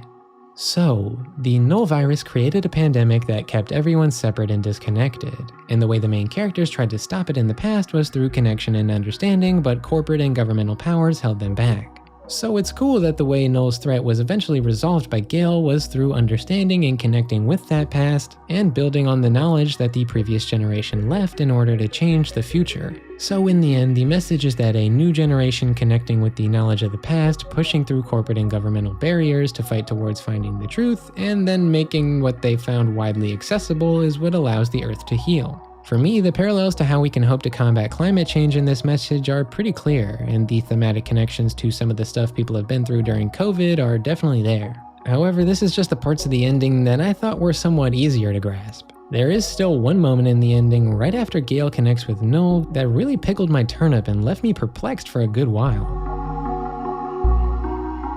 Now, if you thought that last environment surrounding the core was unsettling, what happens here ups the ante even further. Once the connection with Null is complete, it starts to expand, seemingly engulfing Gale and triggering a really creepy Mindshare? I'm not quite sure, but anyways, it says, "I searched for God in the space between particles, but all I found was my own body. My body which exerts force. My body which reflects light. My body which in an instant will be gone. Already so many of us are gone. I thought I wanted to understand it all, but for now, just let me hold you." So, What? Yeah, the first time I played the game all the way through twice and thought about it for hours, and I was still racking my brain about the meaning of this ending. It just felt so cryptic, I couldn't get my head around it, and then it was only when I sat down with my partner to discuss the meaning that it clicked. Sharing these poetic words with someone else helped me look past the literal and look further into the emotional meaning of it all. And it's funny because I think that's almost the whole meaning of the poem itself. Like, let me explain. Amy, Ingwen, and Ryo go into this Sephine project thinking it will be just collecting research materials and data, but the deep connection they find there forces them to confront the rigid parts of their thought process. They become aware of how, when you look at things so concretely in an attempt to find the meaning of a life form, with just what's on the physically observable level, all you will find is just a body that exerts force, reflects light, and in an instant will be gone like so many others. But when you accept that you can't understand the meaning of life with just what's objectively observable, you'll find that connection with others is what brings you closest to feeling like you can truly understand the meaning of it all. The most fundamental connection there is in the physically observable universe is the space between two particles. Somehow, in a dance of inexplicable harmony, that space holds them together. But you won't find what a connection truly means just by observing that space. However, in letting go and holding another, even if just for a moment, you'll feel what it means to exist. If there's any kind of magic in this world, it must be in the attempt of understanding someone, sharing something. I know, it's almost impossible to succeed, but who cares, really? The answer must be in the attempt. This theme is even foreshadowed nicely in the very first cutscene where Sephine is trying to remember the meaning of the hazy memories they have of this expedition. They say, "Was I always so impatient, so aware of every mundane moment passing? It feels like looking through a microscope at the pages of a book, analyzing each molecule of ink, waiting for the story to emerge." You're not going to figure out what something means to you by poring over every observable detail, and even trying to read between the lines isn't at the core of what a story means to people. Especially because no matter how hard I try, I can't really decipher a possible meaning to some things no matter how much I stare at them. Like, why is it called the Onyx system? Maybe just because Onyx sounds cool, or maybe it's their favorite Pokemon, who knows, but that's not the point at all. Like, honestly, after all the work I put into analyzing what's here in the text and subtext of the game, and had a ton of fun doing it, I do want to say that what truly should be the most important takeaway from Sephine is how it made you feel when you connected with it. Personally, there were so many times where I was on the verge of tears experiencing this story, and oftentimes I couldn't fully explain why I felt so strongly at those moments, but I was certain that I was feeling something beyond the sum of Sephine's parts. Like, it doesn't matter if you didn't catch the cool foreshadowing or you weren't aware of the cultural context informing the story. What matters most is how you felt when you played this incredible game. So please, tell me how this game made you feel in the comments, and share some love with Analgesic Productions because they do so much work to make these amazing games that have moved so many people.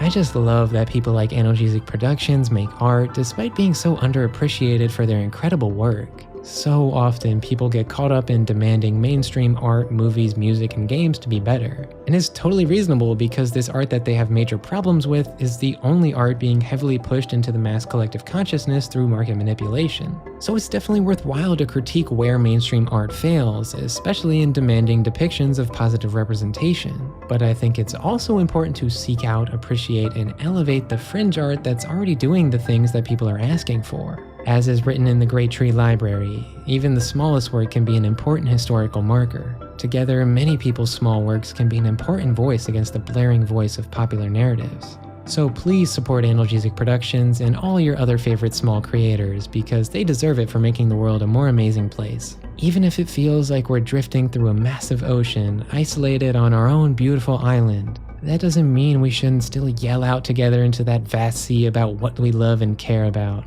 One voice rippling through the water can turn to waves when it's joined together with others, so get out there and share what you love, you brilliant, amazing people.